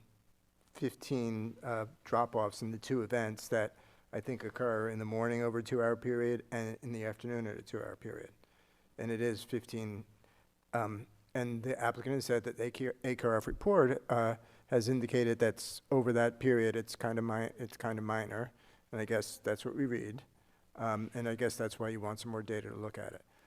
And so what's in my mind right now is what you said, that you've got all the cars lined up, they're queued up, they're blocking, no one can get in, no one can get out, those 15 people, it just makes a difficult situation, exacerbates it. Is that a reasonable condition, or is that an exaggeration? That's the complication to what they're proposing. Again, the actual queuing that happens on that approach, I think we need to see more information. I think the board could also request copies of I'm assuming when they did their data collection, it's all video recorded to see, you can get times within the hour that may peak out. And again, that's why I want to see the raw data. If you get a peak within the peak, it can change the outcome of what your analysis is. So the way the consultant collected data was not by standing there ticking off cars. They videotape it, go back. I'm assuming that's the case. I haven't seen the raw data, so that's why I'm asking for it, but they can clarify that tonight. I'm assuming that it was collected with video, which would allow you to also observe that too. So I guess my inquiry to you, or my question to you, is there any a more sophisticated way to model this intersection than the way it's being done right now? Oh, absolutely. I mean, in terms of the models that they've used in terms of the analysis is the standard model, but it can be, for example, you can get simulations would be the next level to actually show what the existing conditions are in terms of a vehicle simulation, and then what the change would be with the added traffic. Is that commonly done? It sounds like, why wouldn't In a case like this where you're looking at queuing and what the incremental effect is, it's a very common tool that's used to present that. So it uses real-time count data, feeds it into a model, gets a baseline, and then Correct. tweaks that? And you have, the baseline has to be adjusted to make sure that it's, matches what you're seeing. Does it use more data than they're currently taking? It sounds like right now they're taking data over a short period of time on certain days. Could you get like the whole week, 24/7? Well, you could, but the analysis usually focuses on a 1 day. What you would look at is variations, and I forget whether or not they had daily data in addition to the turning movement counts, whether they had any what we call ATR or automatic traffic recorders that would show the variation day by day. And then you would use that to adjust your turning movements based on that. Because you're going to get variations from day to day, but a Wednesday would be a typical day that you would want to count.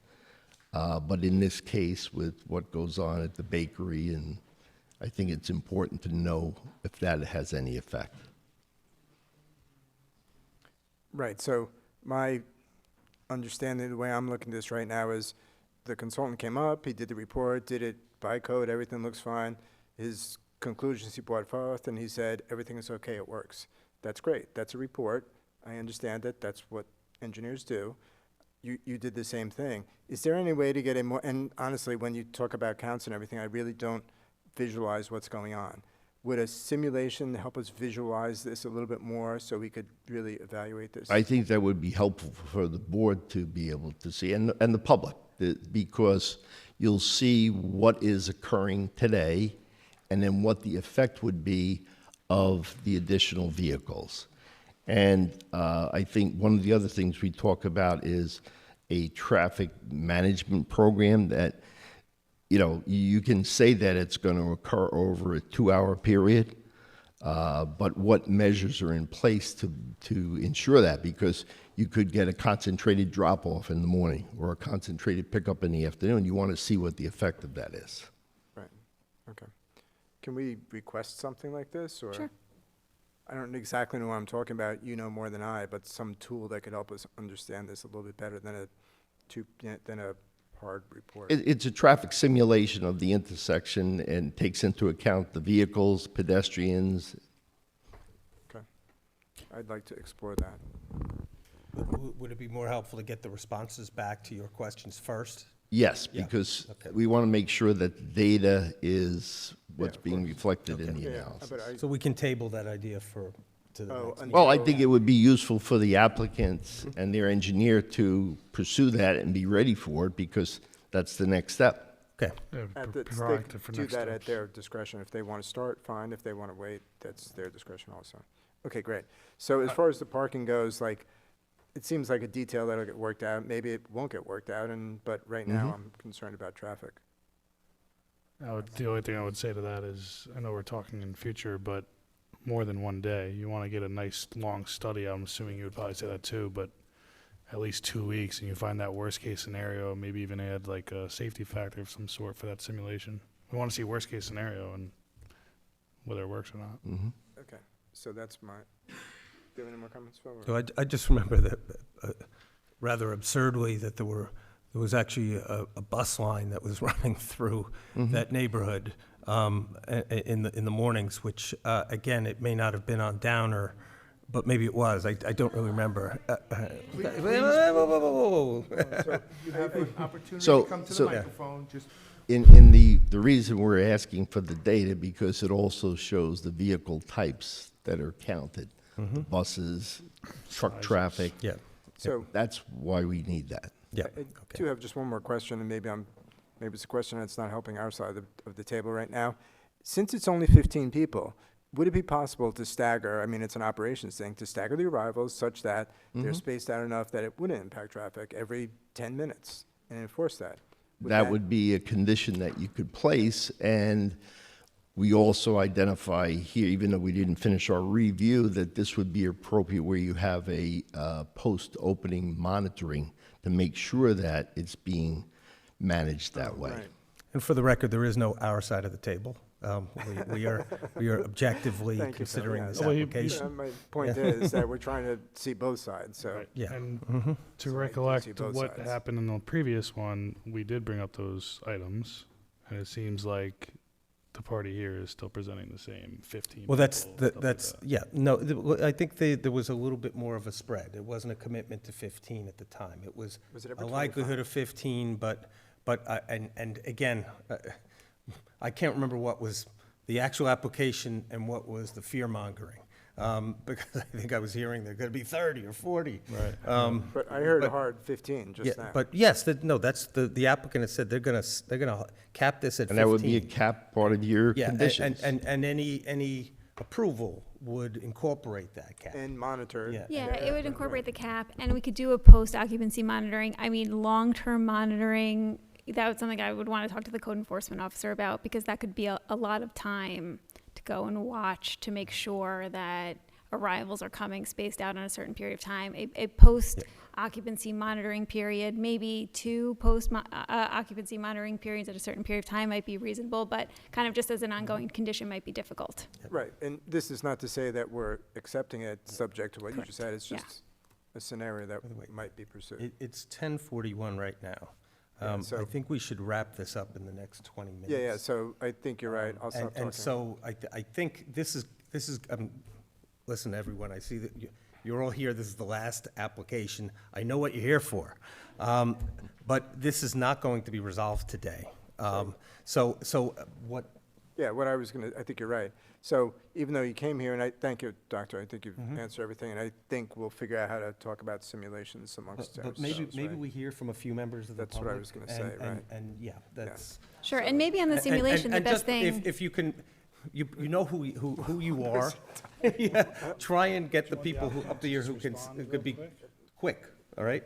Sure. So hold it back to, Right, so maybe on the traffic simulation, it might be best for Dr. Greeley to consult with the applicant's traffic engineer and to have a conversation, and maybe they can together figure out what might be best to address the concerns that you Okay. very clearly articulated. You want to feel what it's going to feel like to drive through that intersection at the peak so hour. let's try and start that conversation before the next meeting. Mr. Chairman, I know it's late, so I just want to know, thank you. We look forward to the opportunity to speak with the town's traffic engineer on topics as was brought up just now, because I know, for example, simulations can get very expensive, and this is a smaller operator, but we do want to make sure we provide, the relevant information, and that your engineer can see the raw data that we've utilized, and we can be responsive as possible to their comments. So we look forward to the opportunity to speak with them if we can. And we will go back to our team regarding the question on staggering. I know it's late, but thank you. Okay. You're welcome, thank you. Before you say So- anything, we have to open the public hearing. Right, now, so now back to the public. Thank you for coming, as Mr. Nemisek said, we understand why you're here. There's lots of comments, we want to hear them all, so we'd like to maybe just take a few right now. This is going to be, not adjourned, it'll be on the agenda. Yeah, no, it'll be adjourned. That's It'll- the And we'll continue terminology this we use, yeah. conversation with the public and listen to you at the next meeting, which is on December 4th. So, No decision's going to be made today. right, That's so the if you want to important start, I'm saying let's go through a couple of comments, and then we'll all go home and then pick this up at the next meeting. And I just want to point out, I know the board members are aware of this, but for anybody watching, that we have received several written communications from members of the public. They're all, any that were received by 4 p.m. yesterday are posted on our website, so you can review the comments there. And they are part of the record. Do you have to open a public hearing? You have I to think you're so. gonna open- Yeah. Yeah. do. It's a new application. Yes. And, oh, sorry. Yeah. Who's got Why the don't floor? you say what you want to say, then we'll open the public hearing and Yeah, go I'm on. going Yeah. to. Just a point of procedure. I know there will eventually be referral to the ZBA. Is that at the planning board's discretion? Because I know, and for the public's knowledge, there will also be a public hearing in front of the ZBA. Yeah. So I'll defer to the board, but just wanted to. Sure. confirm. I think what my thoughts about this preliminary review that we're doing now before the referral to the zoning board is, I think we want to make sure that the plans are complete and that all the improvements to the parking area, that the traffic study is fully developed, so that this is almost like a completeness review. And I would think that once we get to that point, then the consideration would be to the referral to the zoning board for the special permit and any other But it's approvals not from that board. automatic. We don't automatically have to refer. Well, this is a preliminary review, so at some point you will be referring to the Yeah. zoning board, yes. Yeah. Not necessarily at the next meeting, but perhaps at the next meeting. Yes. Understood and thank you. You're welcome. Stick around for, so public hearing. So I make a motion to open the public hearing on application 2568. Great Day Family Childcare, 32 Harney. Second. All in favor? Aye. Public, speak. Hi. I think you good may be the only evening. person tonight, so make it good. I'm gonna try to get every point across, so. We'll be cheering for you All by the right. time you're done. I'm a little shy, so the microphone I intimidates don't me. I'm think gonna you're be shy. reading off my You don't seem paper. to be shy. Good evening. I'm Isabella Pellicciati. I'm here tonight on behalf of my parents, Luigi and Grazia Pellicciati, who live directly next door to the proposed project at 32 Harney Road. They live at 5 Downer. First, let me say we genuinely respect the applicant's intentions. We understand the need for quality childcare in our community, and we admire anyone who dedicates themselves to families and young children. This is not personal. It's about the appropriateness of this particular project in this particular location. This isn't about the zoning, just about the zoning or the traffic. It's about precedent. Approving this application opens the door to commercial encroachment in residential neighborhoods. Once that line is crossed, it becomes much harder to say no the next time. Many neighbors share this concern. Some are here tonight, some have submitted letters. We are also concerned about enforcement. Even if limits are placed on the hours or enrollment, who will ensure they get followed?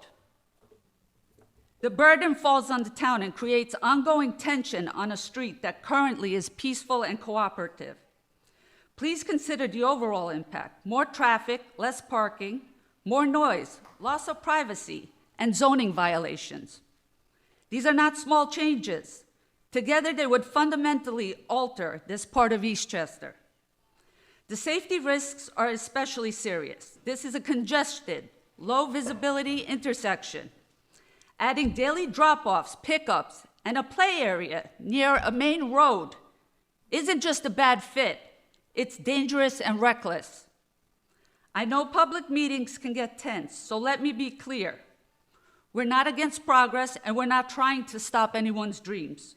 We believe dreams must fit within rules that keep communities livable for everyone.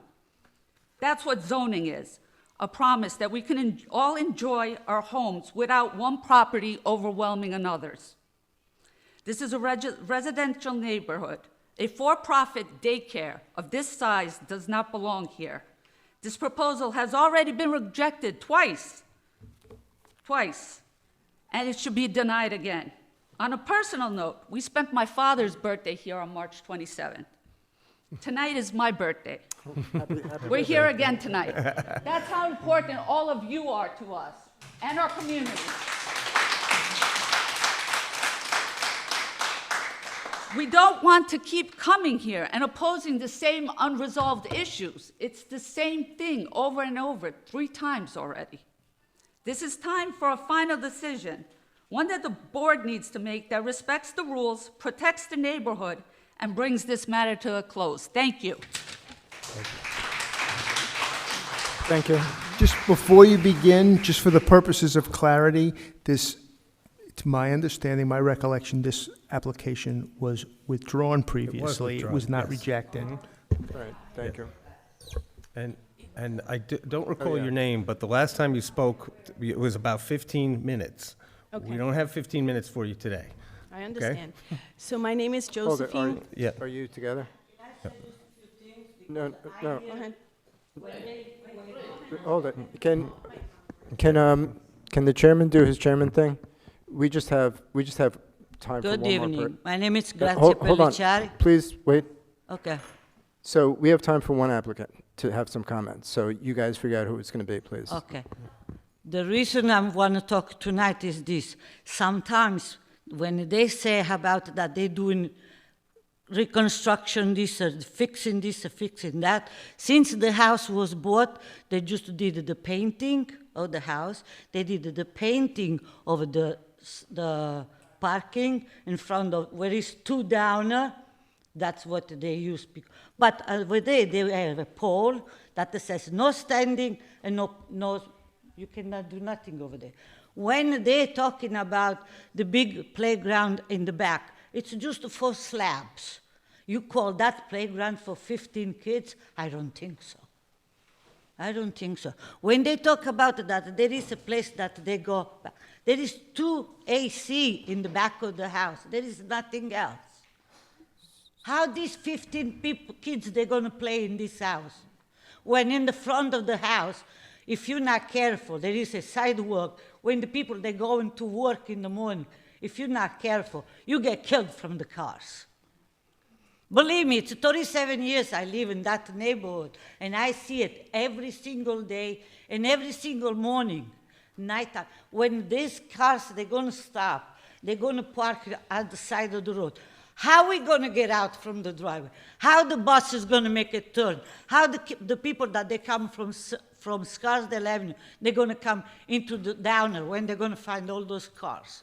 Because they're not going to be able to park the car on Arney Road. Arney Road, they can never forget about it. They're going to park there. Never. So is that? Never. Thank you. Hi. I'm Josephine Boccialink. I live on Downer Avenue. I'll not repeat what I said last time, most of which applies. The only thing that doesn't apply anymore is the rooftop deck comments. So I think you remember them, but I'll just remind you of one thing that I said last time is remember it's a cul-de-sac neighborhood. This is one of 2 spots for more than 180 homes to get in and out. So let's remember that, because it's not like the other daycare center, which is on a street that's like a grid. Everything's perpendicular, and you can go in and out many, many ways. So let's remember that. But what I want to address is the new stuff. And one of the new things is the traffic study. And it sounds very good when you get a professional traffic study, but if you read it, if you read what it says, you find things that don't add up. So one thing that's shown in the traffic study is that there's a significant amount of traffic. That's not a surprise, but what is a surprise is that they say it's low-intensity traffic. What did they compare it to? Did they compare it to other suburban streets to say it's low intensity? I find that very strange. The numbers don't support that it's low intensity. The second thing is assumptions. So even the simulation, if you do a simulation, it might look great, but you have to see the assumptions that are put into the assimilation. The assumptions that they made are unreasonable. They're relying on 20% carpooling because it happened to be that way in the New Rochelle facility. Now, maybe there's twins there. Maybe there's a set of triplets. We don't know. It's unreasonable to depend on that, and it will change over time. I think our consultant already Our pointed consultant that out. already mentioned that he wasn't going to give them credit for that. Yeah, okay. So now we have 15 children. They're also assuming that it's going to be staggered over the 2-hour period, and there's no reason to make that assumption. Yeah, and the consultant has also said we're going to have to flesh that out. That's fine. Then, if you remember from the traffic study had a little chart, and it said how many trips. The numbers don't add up. If you have 15 children, if you assume no carpooling, it's going to be 15 cars in and 15 out in the morning. That's 30 trips in the morning, and 15 in and 15 out in the evening. That's 60. 60. So even when it's a little disingenuous in the traffic study to say that even if there were 5 to 9 clients in a day, which I can assure you there weren't, and there were many years when it wasn't even in use as a business. But let's say that they're right. They didn't reference where they got that data point from. But even if they're right, even if it was 9 clients, that's 18 trips. They go in, they go out. That's 18 trips. We're not comparing this to the 9 clients. That's just a reference point. It doesn't really carry much weight. Well, it shouldn't be in a professional study. It's a supposition. That's my point, that the study is not reliable. But the point was, they submitted the study, and this is all posted on the website. Dr. Greeley has commented on it.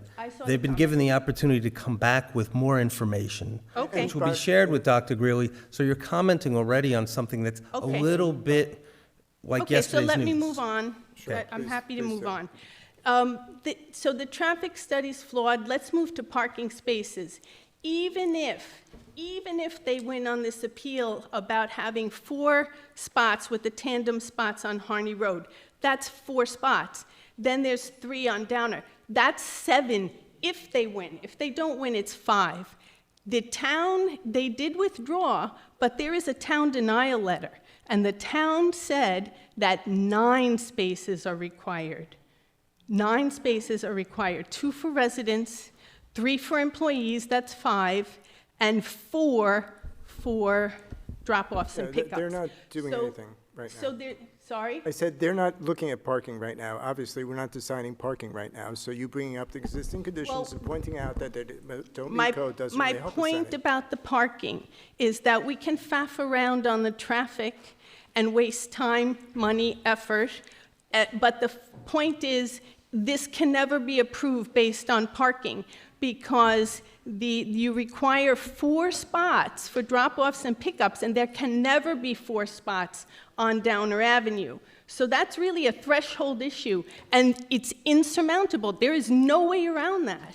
Well, as I understand it, you're going to get a variance. The zoning board of, I want to clarify this for the people that are watching at home, because you just said something that's incorrect. That's fine. The zoning board of appeals, it's not something that is illegal, as you indicated. It may be at variance with the law. And the zoning board of appeals will hear an application and make a determination as to whether they will permit a variance. Okay.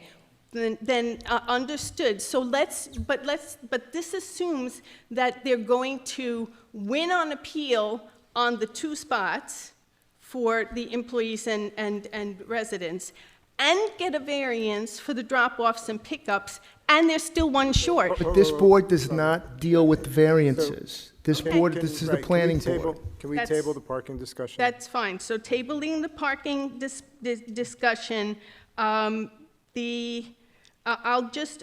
there's many more things to say, but I have to spare and jump to other things. Nobody's mentioned that the play area, the second play area, is really unsafe and inadequate.